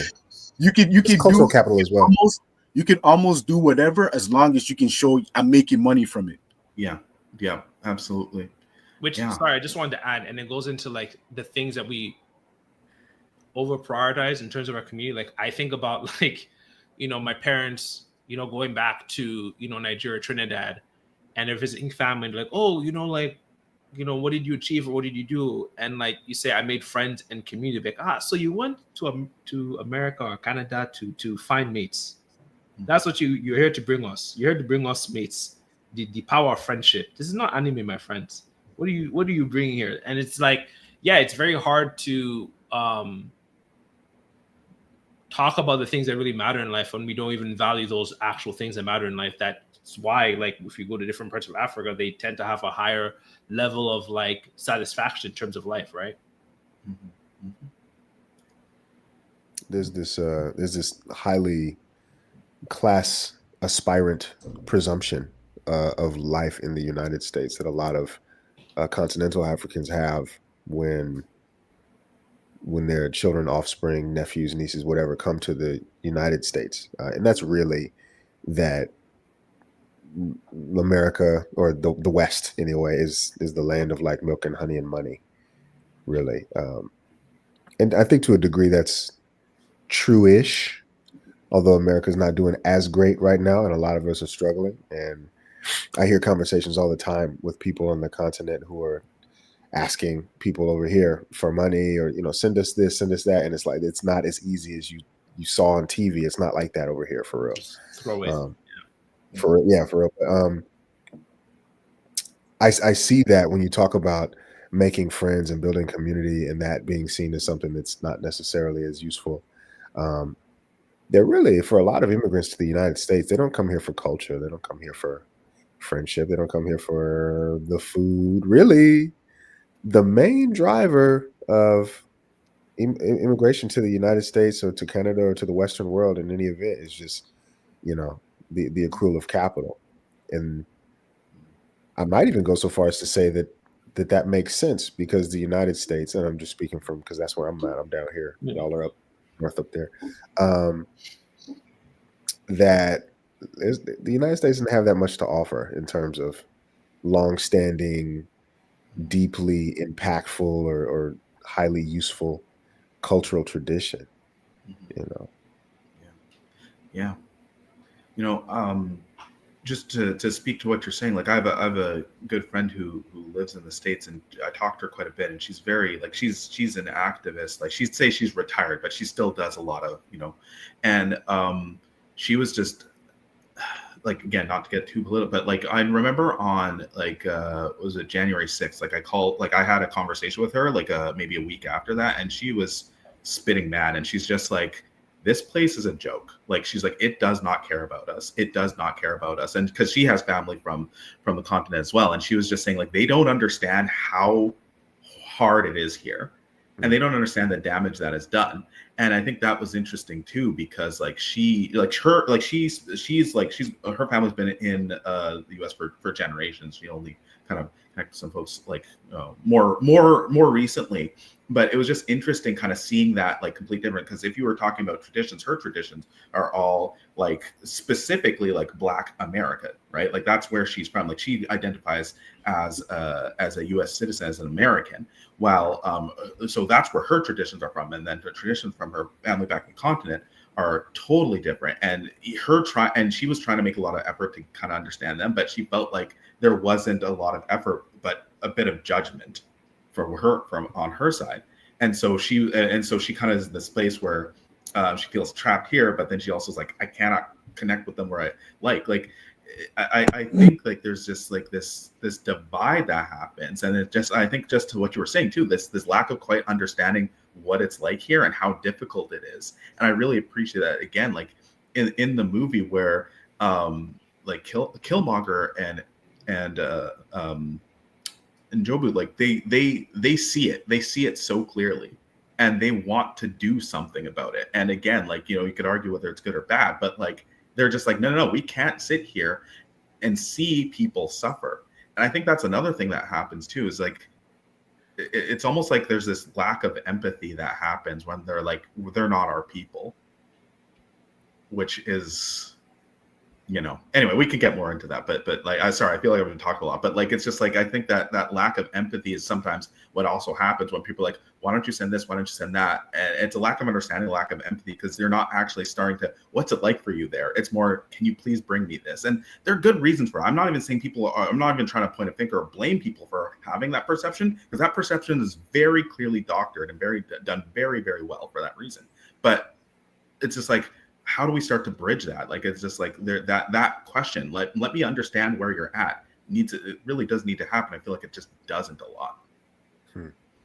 Yeah, you're actually making me, I just want to add the quote, because I was just thinking about that scene where, you know, after they revive T'Challa and, you know, T'Challa and almost said Jabari, M'Baku are talking, and T'Challa's like, I could really use an army, and Jobu's like, I'm sure you could.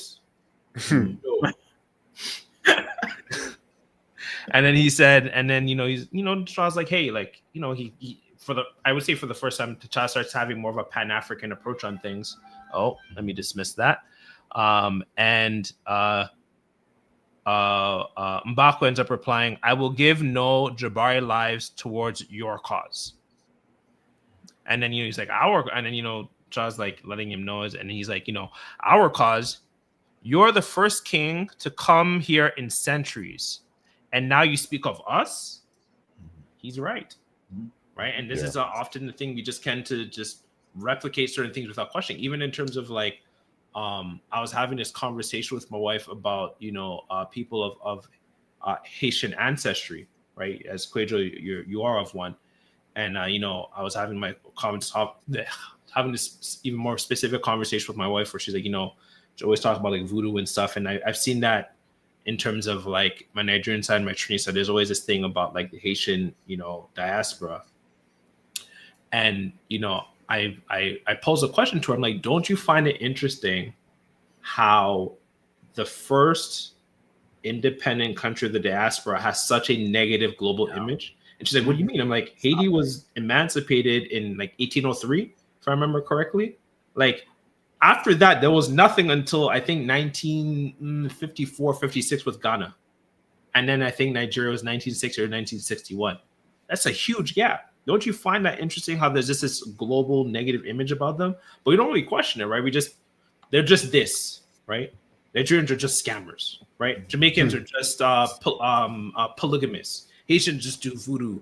African Americans have no like it's. But we just propagate certain media images without really questioning it, right? Until we're put into uncomfortable situations or until someone challenges us about those things. Sometimes both at the same time.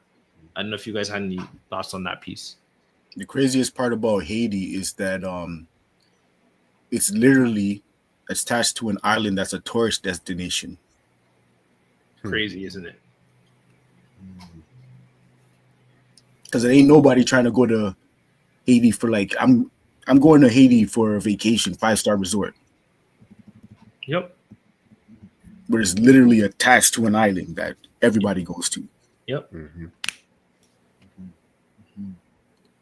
I think what ends up happening, I know what ends up happening, is when Western powers, namely the United States, but there are others, can't get their way out of transitions of power in terms of governments, especially regimes that are maybe kind of pulling back away from capitalism. Is there ends up being these inter-industry kind of like wide-scale campaigns to defame or disestablish the legitimacy and the public reputation of certain nations. Public image of the nations.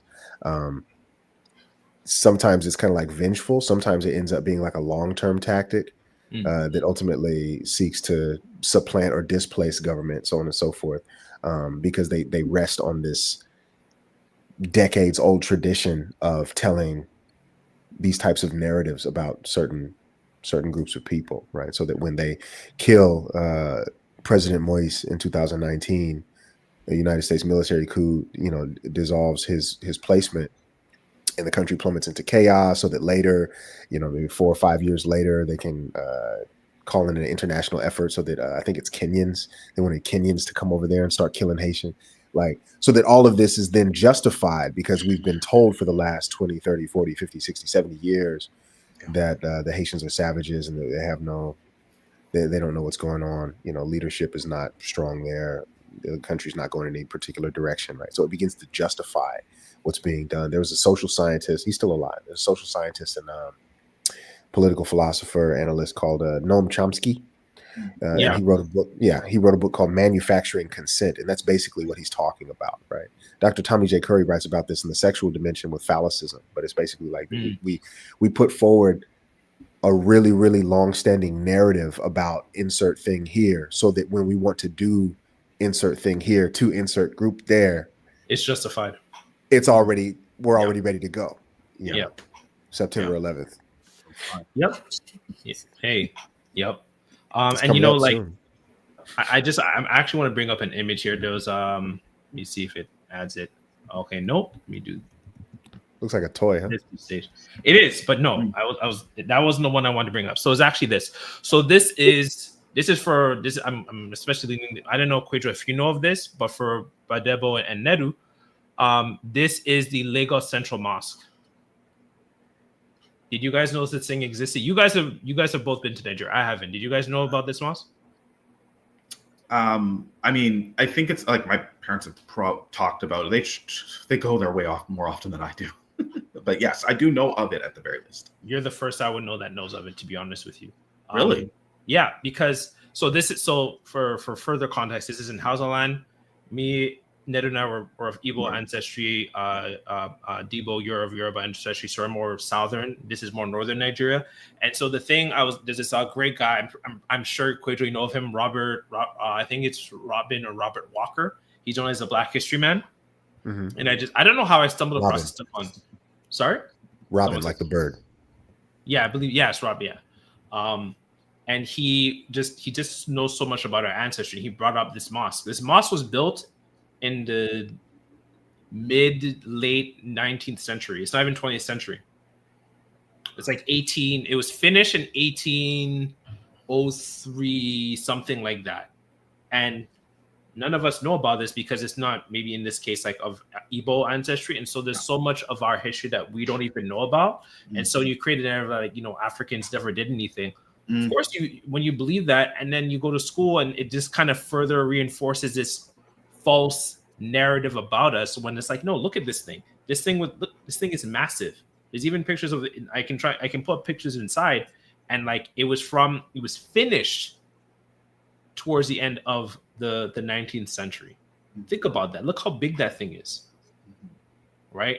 And so it is constant, and this goes back into how we have like easy negative views of each other without really questioning it. And so when certain things happen to us, just like in terms of media narratives, I was watching same thing with Robin Walker. He was talking about part of the reason it was shameful because even in terms of the UK and Europe, it was very shameful to be African at that time. He was talking about like the media, what they would show is, dead African bodies on the streets when there's like civil unrest. Yeah. They would show, the UNICEF, the flies on the kid's eyebrow and they're eating like a spoiled apple or something like that. It reinforces narrative that we don't have any culture. We can't control ourselves. We're just, untamed beasts, right? We're no different than apes or whatever and whatnot. And so we think that about ourselves. And so other people say things about us and it just reinforces certain cycles without us really questioning it when there's actually beautiful things that we created. In fact, I'll even pull up another one. I'm kind of happy I know how to do this stuff with StreamYard now. I won't lie. Another one is called what's it called? An underground church. Yeah, this is JPEG. Hopefully it adds. Oh, cool. This is getting easier. Yeah, this is in Kenya, if I remember correctly. It's Kenya or Ethiopia. It's East Africa. Look at this. This is an underground Christian church. Never even knew stuff like this existed. There's so much of our ancestry that we don't know about because it's either hidden, it's relegated from us. Even the fact that like Egypt doesn't have the most pyramids. It's Sudan. Sudan has like about twice the amount of as Egypt. Like they had like 200 and something, and like Egypt has about how do I do this?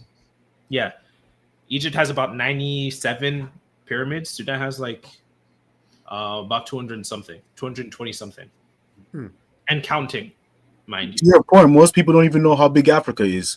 Nah, that's true. Yeah.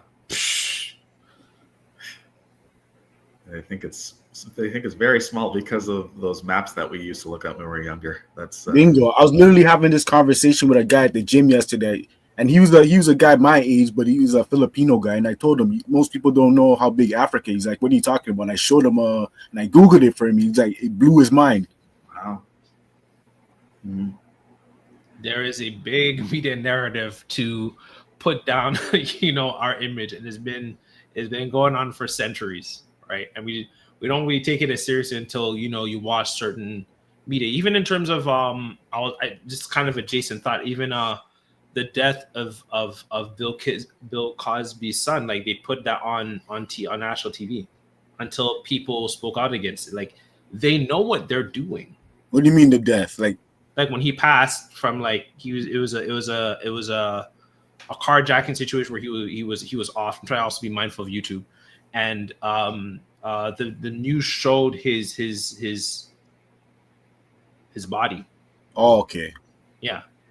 Like fresh, all news outlets, right? And then we're going back into how we're shown on in terms of media, whether it's something going on in Sudan or Nigeria or whatever. They don't do it as much, even to bring it home. How they put on Trayvon Martin, right? On all the news channels and the newspapers and everything. You wouldn't see that for any other non-Black and especially male body. Right. And this goes back into, a lot of the work of, Dr. Curry, and talking about how, the only value a Black and male has is, through being deceased, because then it affects by proxy, the mother and the sister and all other people, but not his life having in some sort of inherent value. Hillary Clinton said something similar in the 90s. She said that the greatest victims of war are women. Because women lose their husbands, women lose their fathers, women lose their sons. To hell with the fathers and sons and husbands themselves. It's the women who are sad about it that are the greatest victims of war. And she said that. She really said that. Yep. And the super predator. Oh, yeah. And that one, can't forget. I was waiting for you to bring up that one. I was waiting for you to bring up. I wouldn't even think about that. Yeah, that too. Yeah. That too. Yeah. No, it's yeah, these conversations are important, and I think this has been a great conversation, and we've covered a lot, and I do think it's also important that we do talk positively about culture. I do think there's ways in which we can carry culture and bring progress forward. We all know of Ibrahim Traoré and what he's doing. Like the amount of things he's done in 2 or 3 years is crazy. They have electric cars. Rentable electric cars. They're pretty much a self-sustained country now. They have the Sahel states that they joined together all in a matter of 3 years because progress was supported, and it was led by millennials. Like he's a millennial. He's Deb has made the joke. She was just like, because Ibrahim Traoré is only a little bit of a year older than me. I'm 1989, March 18th, 1989. He's March 14th, 1988. So she's like, so I married the wrong man. Like, what are you doing? He's literally the president of a country changing Africa, and you're a podcaster who does. You're like, what did I do wrong? I'm like, hey man, I'm trying. No, but there's ways in which we can bring culture forward and have progress. Like I was looking at the Royal Talon Fighter in Black Panther, and I was like, oh shit, it's a mask. Yeah. I never noticed that, so I'll just put it on screen. I turned it upside down. It's literally an African war mask. I don't know if you guys noticed that. Yeah. Not to be like, oh yes, I noticed that, but just because I remember growing up, we had a lot of pictures of and it wasn't just from Nigeria; it was all over the continent. We have a lot of pictures of war masks. My parents, again, were always really interested in just Pan-Africanism in general. And so, when I saw it, I was like, "What?" And then when I saw the movie again with my dad, when he saw the talent, he was he leaned forward. Again, it was very fun I watched him the second time I watched that movie. I watched his reaction. But yeah, it was just really again, I like how it's just woven into the imagery of the film. It's just, and I think that's what it means when it comes to Afrofuturism, where it's just how would they push these things break forward? down Afrofuturism for people who don't know. Oh yes, basically Afrofuturism is the concept of what basically what, like, because we have sci-fi, we always look at it from a generally pretty Western lens. It's almost like what the future would look like, what science fiction would look like from an African perspective, and generally from a Pan-African perspective, right? So Black Panther is a very great vision of that, because again, I remember this person I know who's white, he was just watching, he said he watched the movie, he's like, well, why would they just have spears? Why wouldn't they have guns? I kind of looked at him like, I thought he was joking, but then I was like, oh, right, okay. Like, listen, sir. First of all, the spears shoot fucking sonic blast. Sorry. The spears shoot flipping. No, it's triggered. Uh-oh.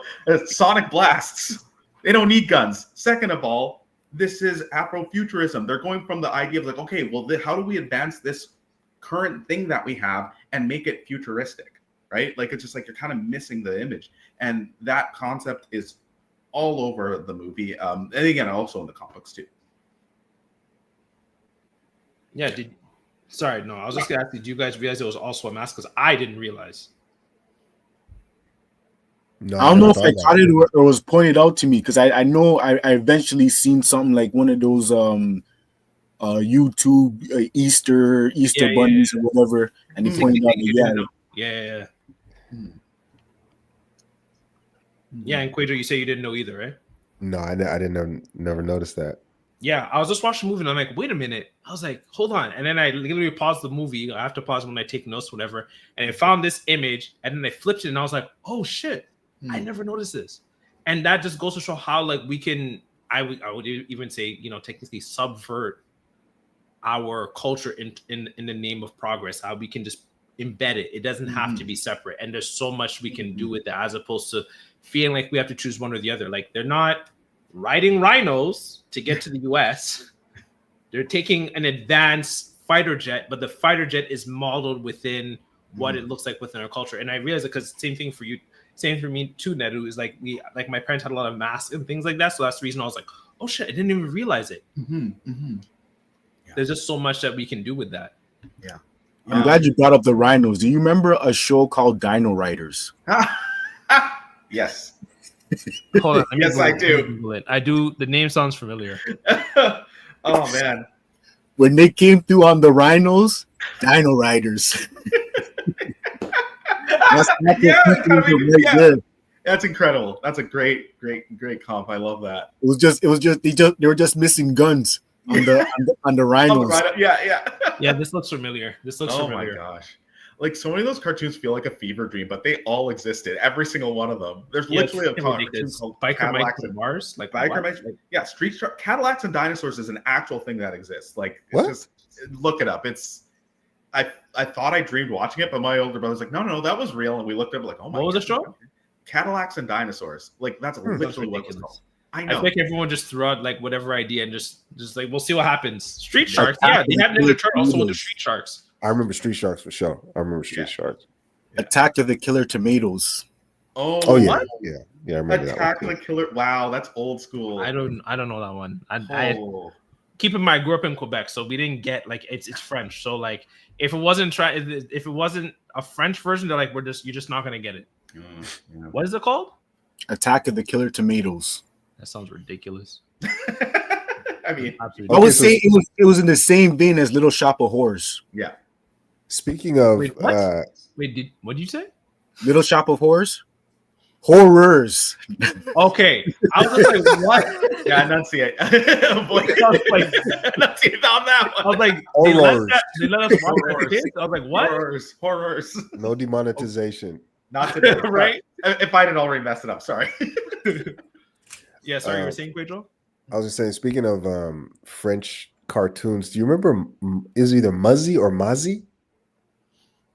You know that one? I don't. This is like the 90s, the late 80s, early 90s. Mazzy or Muzzy. He was a monster, and he was like Dora, but Muzzy would teach you French. Really? Yeah. It was around the same time as like Schoolhouse Rock. I don't think I've seen that one. I found a Muzzy. Yeah, I've never seen found it actually. Yeah, I found it. He's like green, right? Yeah, he's big. I've never heard of this. I probably would have learned French if I was actually exposed to this, because like I hated as a kid. Yeah, it's like a millennial cartoon to teach kids French. Yeah. No kidding. Gosh, I probably needed that. I was not good at French class, let me tell you what. It would have probably been helpful. Yeah, me neither. After a certain grade, I had a hard time. Up till grade 3. Yeah, no, there's so much things. Even there's that scene, where T'Challa is fighting M'Baku, and Queen Ramonda says, "Show him who you are." I was just like, that's the pride that, and you saw how like that they gave him a power up. I am Prince T'Chaka, son of King T'Chaka. Like you saw how like that pride really invigorated him to push through in terms of his hardship.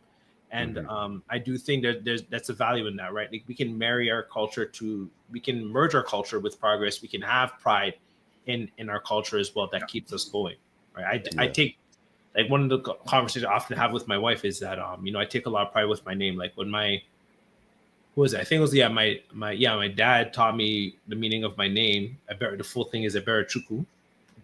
It means God's kindness, and I felt very important, and it meant a lot for me to carry the meaning of that name and to live it, as opposed to just having a name. It really reinforced like how I would carry out my life.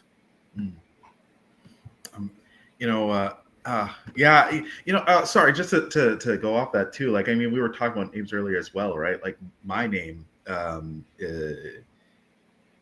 it's there are some people, there's like maybe the number of people can say on one hand, like count on one hand, call me Ned. And that's because we were friends when we were very little, right?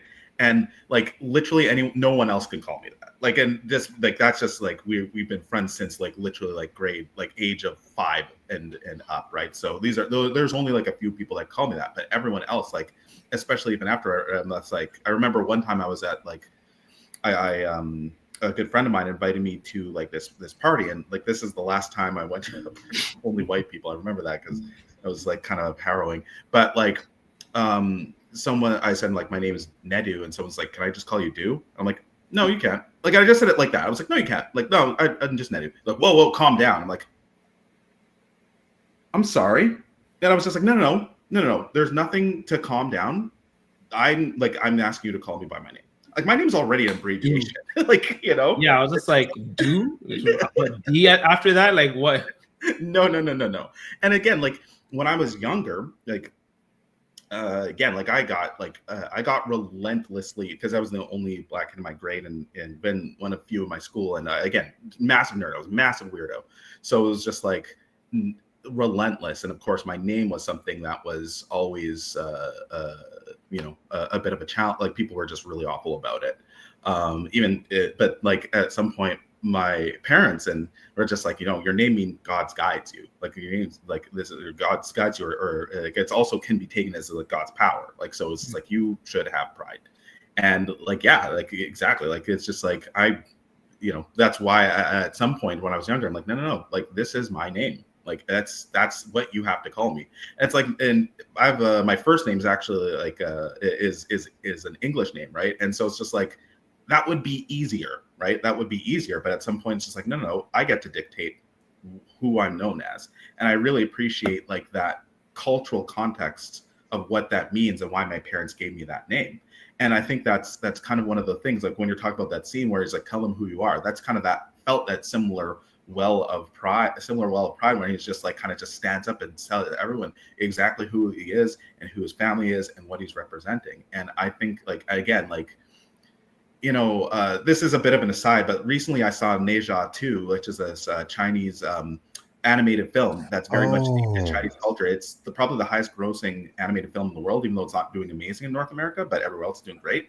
And I was watching this in the theater, and I saw these two kids, these two Chinese kids that were like, when the character said something, we're just like, yeah, like when the character was like kind of was doing things and talking about their family, their culture, these kids were literally fist pumping.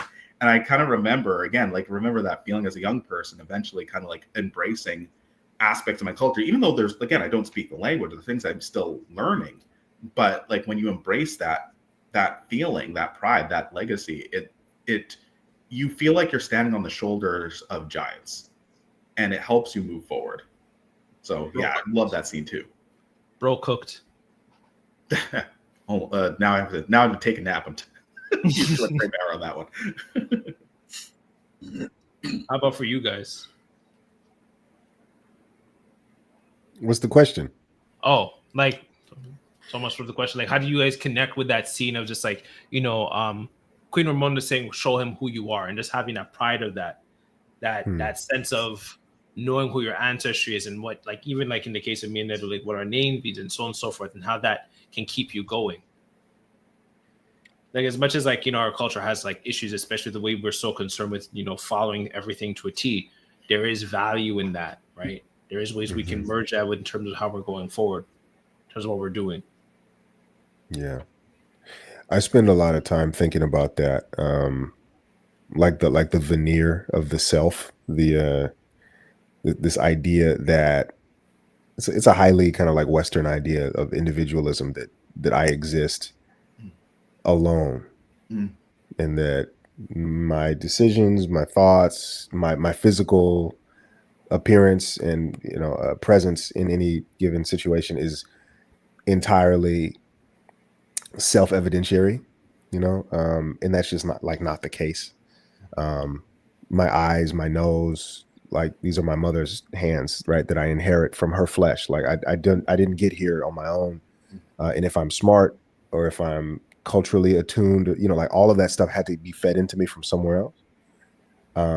And I think it is that when we think of ourselves as disconnected from extrinsic forces and factors, many of which come before us, although there's something to be said about like the kind of like macro African concept of time is cyclical, and that's a whole nother conversation. But like just looking at ourselves as products of the past manifest in this at this current moment, I think it is it's a source of sometimes dread and like imposter syndrome and stuff like that, which I think is covered in the movie a little bit, but also great power and great Is he going to say it?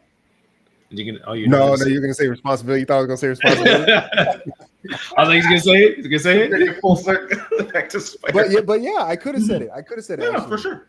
Yeah. Now that you say that, yeah, I could have said responsibility. That too. And that's part of the imposter syndrome thing. Like, my ancestors are watching me, what do I do? How will I behave? And it is a high degree of responsibility. In the case of the fight with M'Baku, I think is a source of inspiration.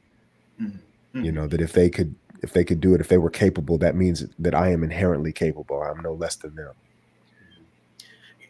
I think just to even go back to like that whole thing with M'Baku, and I really like what you said about like just seeing ourselves as an individual without any connection, like us made it here on our own. Like this is a very Western idea. Like there's this moment at the end of the fight, right, where M'Baku is about to be killed, and T'Challa is like, "Yield, your people need you." And M'Baku would have been like, "Fuck!" Would have been like, "Dude, just kill me, take me out. I lost." But then he's just like, "Your people need you," and then the reason he yielded is because like, no, he's right. Like I have a responsibility with great power. Like he has a responsibility to his community. So he's like, no, he's right. I have to yield here because if I die, that'll cause issues. And who knows? Maybe they'll have a leader who's not as capable. Maybe they'll go to war against these folks. Like, no, I gotta yield. So that's very true. Like he was able to let his pride go in order to make sure that his people were okay.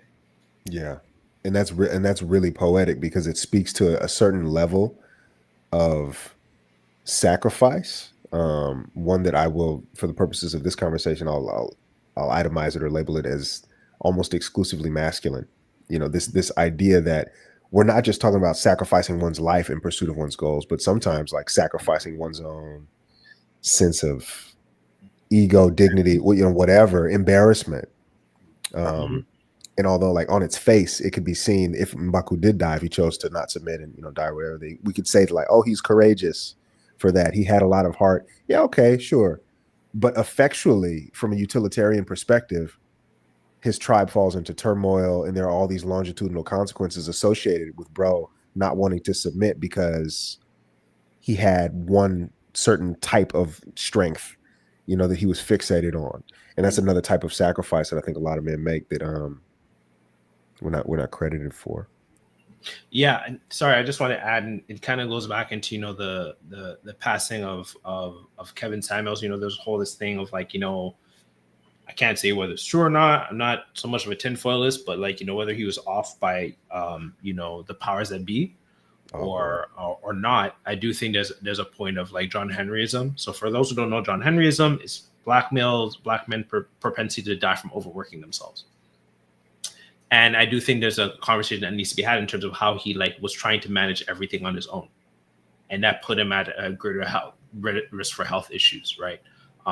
There's this, and he's just like, like there's all this variation for like, he lived a lot of savings for his family and so on and so forth. And yeah, that's great, but like at the end of the day, they just lost like a patriarch in their family. They just lost the man of the family. That doesn't benefit anybody. Like if you, I guess for lack of a word, if you don't need to die, why are you trying to die? It doesn't really benefit anybody. Like and that speaks that strong point of like, you're supposed to just never yield, right? As Danzo put it from Naruto. And it's like, no, sometimes you need to, for the betterment of your community. They need you here more than not so much for your pride. And I do like that scene in that movie showing that. Diva, I don't know if you had any thoughts on that scene as well. Well, not so much that scene, but just like what you were talking about there, like it kind of made me think back to T'Chaka and Njobu, and where we talk about maintaining the lie as a leader, and I want to pronounce your name properly, Quadro. Quadro. I'll ask you. Okay. Quadro. You brought this up where it's like,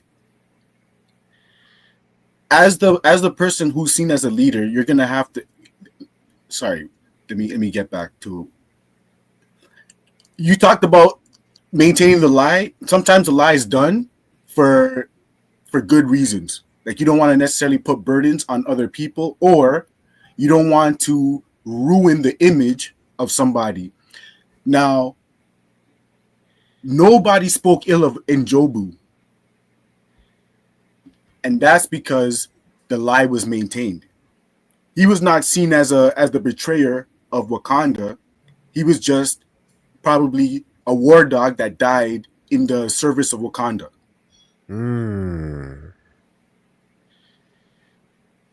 Because at no point in the movie was he seen as somebody who was bad or traitorous to Wakanda. Even when Killmonger called him a murderer, the first thing the Queen did was call him a liar, yelling like, "My husband wouldn't do that." So in maintaining the lie, Njobu, his dignity was left to remain, and at no point was he made to look like anything less than what everybody remembered him as. That's really interesting. I hadn't thought about the way that he himself was honored.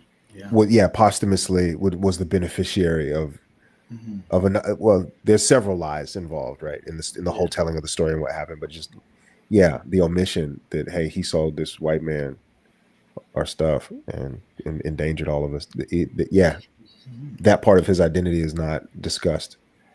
Yeah, because even there's the aspect of him marrying and this was a big deal in my family at that point. My dad is the second oldest in his family. So, like being the second oldest, there comes with a lot of, wearing the quote unquote crown, if you will. And for those that don't know, there's probably like, probably second oldest among like, no, I have like 10 uncles and 10 aunties, just for people to know. Like my grandfather had 4 wives. So just for people to get the context, he was the second oldest. And my dad married someone from Trinidad. So you guys know you are marrying a foreigner, an outsider. So that was a really big deal. Now, aunties, uncles, siblings, even me, and my wife is Congolese. Like now it's more of an okay thing. Even, as time has gone, we're talking about like 1970s, 80s in Canada, and you're marrying someone that's not one of us, right? Like that would have been a big deal. Like that, Njobu married a Westerner, right? A foreigner. It would have been a big deal for them too. So make a good point. Yeah, absolutely. I don't know if this change, like if it's because it's interesting too, because I think it's one and the same as well anyway. But it's just like, was the lie maintained to maintain Njobu's dignity, or was it the family's dignity, or is it just both? Right? Like it's like it does is because you're right. Like I didn't actually think about that either. When you brought that up, I'm like, was it for Njobu's sake? Was it for the family's sake, or is that just seen as one and the same? Right?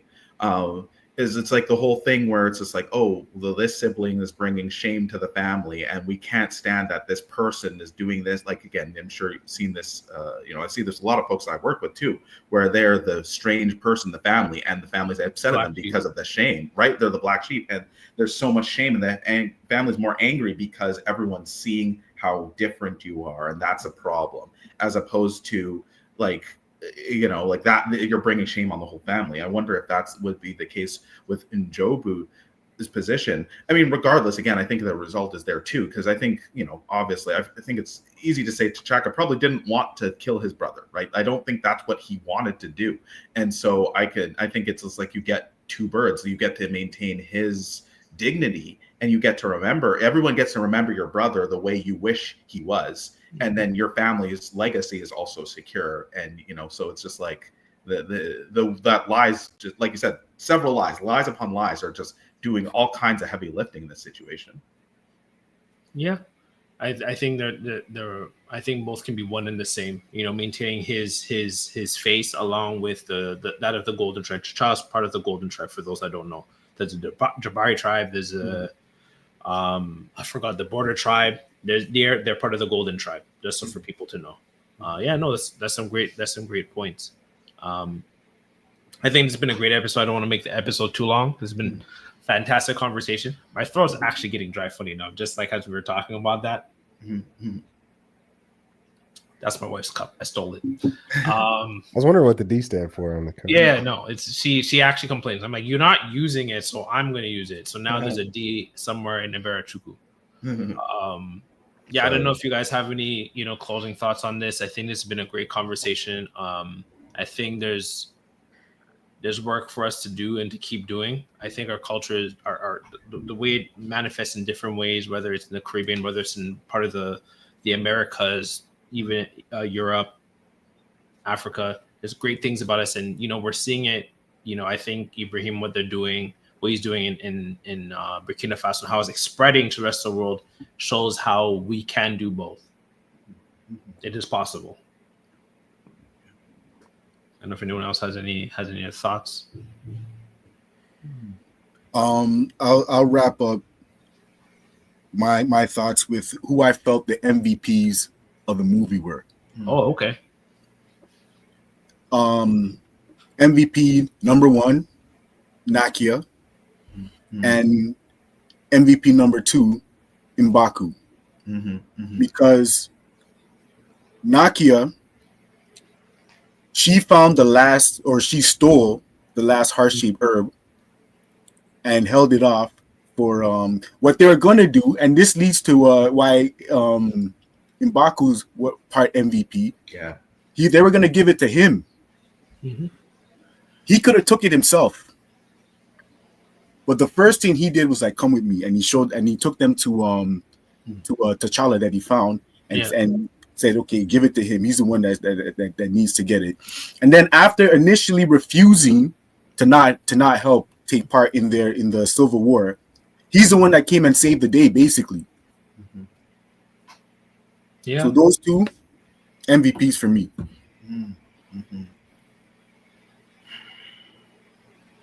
Yeah. The silence. I agree with M'Baku. I have issues with Nakia's character. That's a whole nother radio show. But the brother was solid. There's I don't know, there's an existing kind of like psychology around male bonding rituals, and like it's this concept, the Greeks like hazing, or like in Black culture in the United States, playing a dozens or roasting each other, so on and so forth. It's like this idea is that in Brother Nedu will be able to tell you about this. And oftentimes these behaviors are pathologized as one or another kind of like artifact of like toxic masculinity. Yep. Is one or another artifact of toxic masculinity. Why do men fight each other? Why do we tease each other? Why do we say bad things about one another? So on and so forth. There was a clinician and psychologist in the 90s, Dr. Juanza Kunjufu, who said basically his research yielded that these are mechanisms that we use to test one another, to test our merit and to test the strength of another man. And that if I'm able to say something about you that makes you upset and now you're out of your character, then that means I can't trust you. You can't be trusted because you're led by your emotions. It's a means by which that we sharpen each other and we make each other better. In this way, I think at the outset, M'Baku as a challenger, as a rival, as one who was, really concerned about the traditions and didn't express them in the most friendly way. I think he was seen like as an enemy, but really, when you look closely, that's all he was doing. That's all he was doing was just like testing the resolve, making sure that things were the way that they were supposed to be. And when the time came, there's all these people with all these negative emotions about him, but then he ends up subverting all of those expectations because he never was the bad guy. He was a solid brother. You saw how they referred to each other as brother when Thanos came. Yeah. I would have loved to have seen how their relationship would have developed in Black Panther 2 had Chadwick had sadly passed. Well, one of the things I was really hoping to see. I could not agree with you more. Yeah, that would have been sick. Yeah, that would have been cool. Yeah. M'Baku's glow up from the comics is one of the it's just like, gosh, I remember when I was the movie come out, I'm just like, what are they gonna do? What are they gonna say? And then M'Baku, I'm like, of course they'll just say his name. Come on, Nedu. What are you, an idiot? Because his complaint from the comic books is it's not great, right? It was a very just offensive kind of stereotype of a character. But the way they handled it in the movie, you can tell people no, there's some good here. Let's make this character something interesting, as opposed to just completely getting rid of him. So I just love what they did. I couldn't be happier. I think what I'm gonna say is I just man, Killmonger. Just there's a lot of stuff with that character, and I just really it kind of, like I said, it frustrates me how they just have to make him super evil in order for him to be so wrong that we cannot consider the things he's saying. Even the what if stories too. Forgot about that. He's just sorry, go on. No, you're absolutely correct. But it's just he had this quote that's always stuck with me, and I'm just going to read it, right? Just at the end of the movie, right? Where he's just there it is. Yeah, he's just basically, he's got the spear in his chest, and T'Challa's right beside him. He's like, we can save you. Let me bring you back. And he's just like, why? So you can lock me up? Nah. Just bury me in the ocean with my ancestors who jumped off from the ships because they knew that death was better than bondage. And he's just like, nah, I'm not. You're not locking me up. It sucks because I would have loved that character to continue, but he was just like, no, I am never going to be in bondage. And so I remember, again, my dad and I talked about that line quite a bit. And then just even talking about the history of Nigerians being transported across the ocean and how many of them literally jumped off boats in order to get away. So that was just stuck with me because my dad and I had a long conversation about that line in the car ride home. I remember going to work that day when I was still working in Scarborough, and I remember just you're right, there was a lot of in-depth conversation I had with the youth about that line and how it resonated with them, especially the boys at the time. I agree with you so much about how you felt that the character of Killmonger, flawed as he was right. He was my favorite character in the movie, even though his hairstyle became the thing in every video game. It's a good hairstyle. That's what annoys me. I'm like, it was until it played out. It's played out. It's still good. It's just they use it too much. There are more. I think it's absolutely ridiculous that Miles has it in the video games. He's wearing a mask, and how is his dreads being pressed down? That doesn't I can suspend myself because he shoots webs and lightning and stuff. That's just ridiculous. I'm sorry. What? I just don't see that as Miles' style. But again, maybe I'm just taking over from the comic books too. So I don't know. Anyway, well, you know how some of these people are when it comes to our hairstyles, because there's that infamous picture where it has the dude from Recess, the dude from Captain Planet from Recess. Yes, the dude from Captain Planet and the dude from Miss Frizzle's class. Yeah, all have the same haircut, the same aesthetic. It's like they're different. It's like the same character in different grades. Yeah, that's you are so right. I completely forgot about that image. Holy crap. Yeah. Flat top. And then Gerald. Yeah, when they get the hair right, they're just gonna rock with it. Because they've been getting their hair rights wrong for a long time. Look how they did the poor brother Zach from Power Rangers. He walks so we could run. Accurate. All right, man. This has been a great conversation. Thank you guys for tuning in. Thank you. It was great. Thank you. It was awesome. It was a lot of fun. Also, I'm going to do this before we end this. It's Quadro. Say it one more time. Quadro. Okay. All right. Thank you guys for tuning in. This has been a great conversation. We're out. Thank you for having me, brother. Peace. All right, y'all. Oh.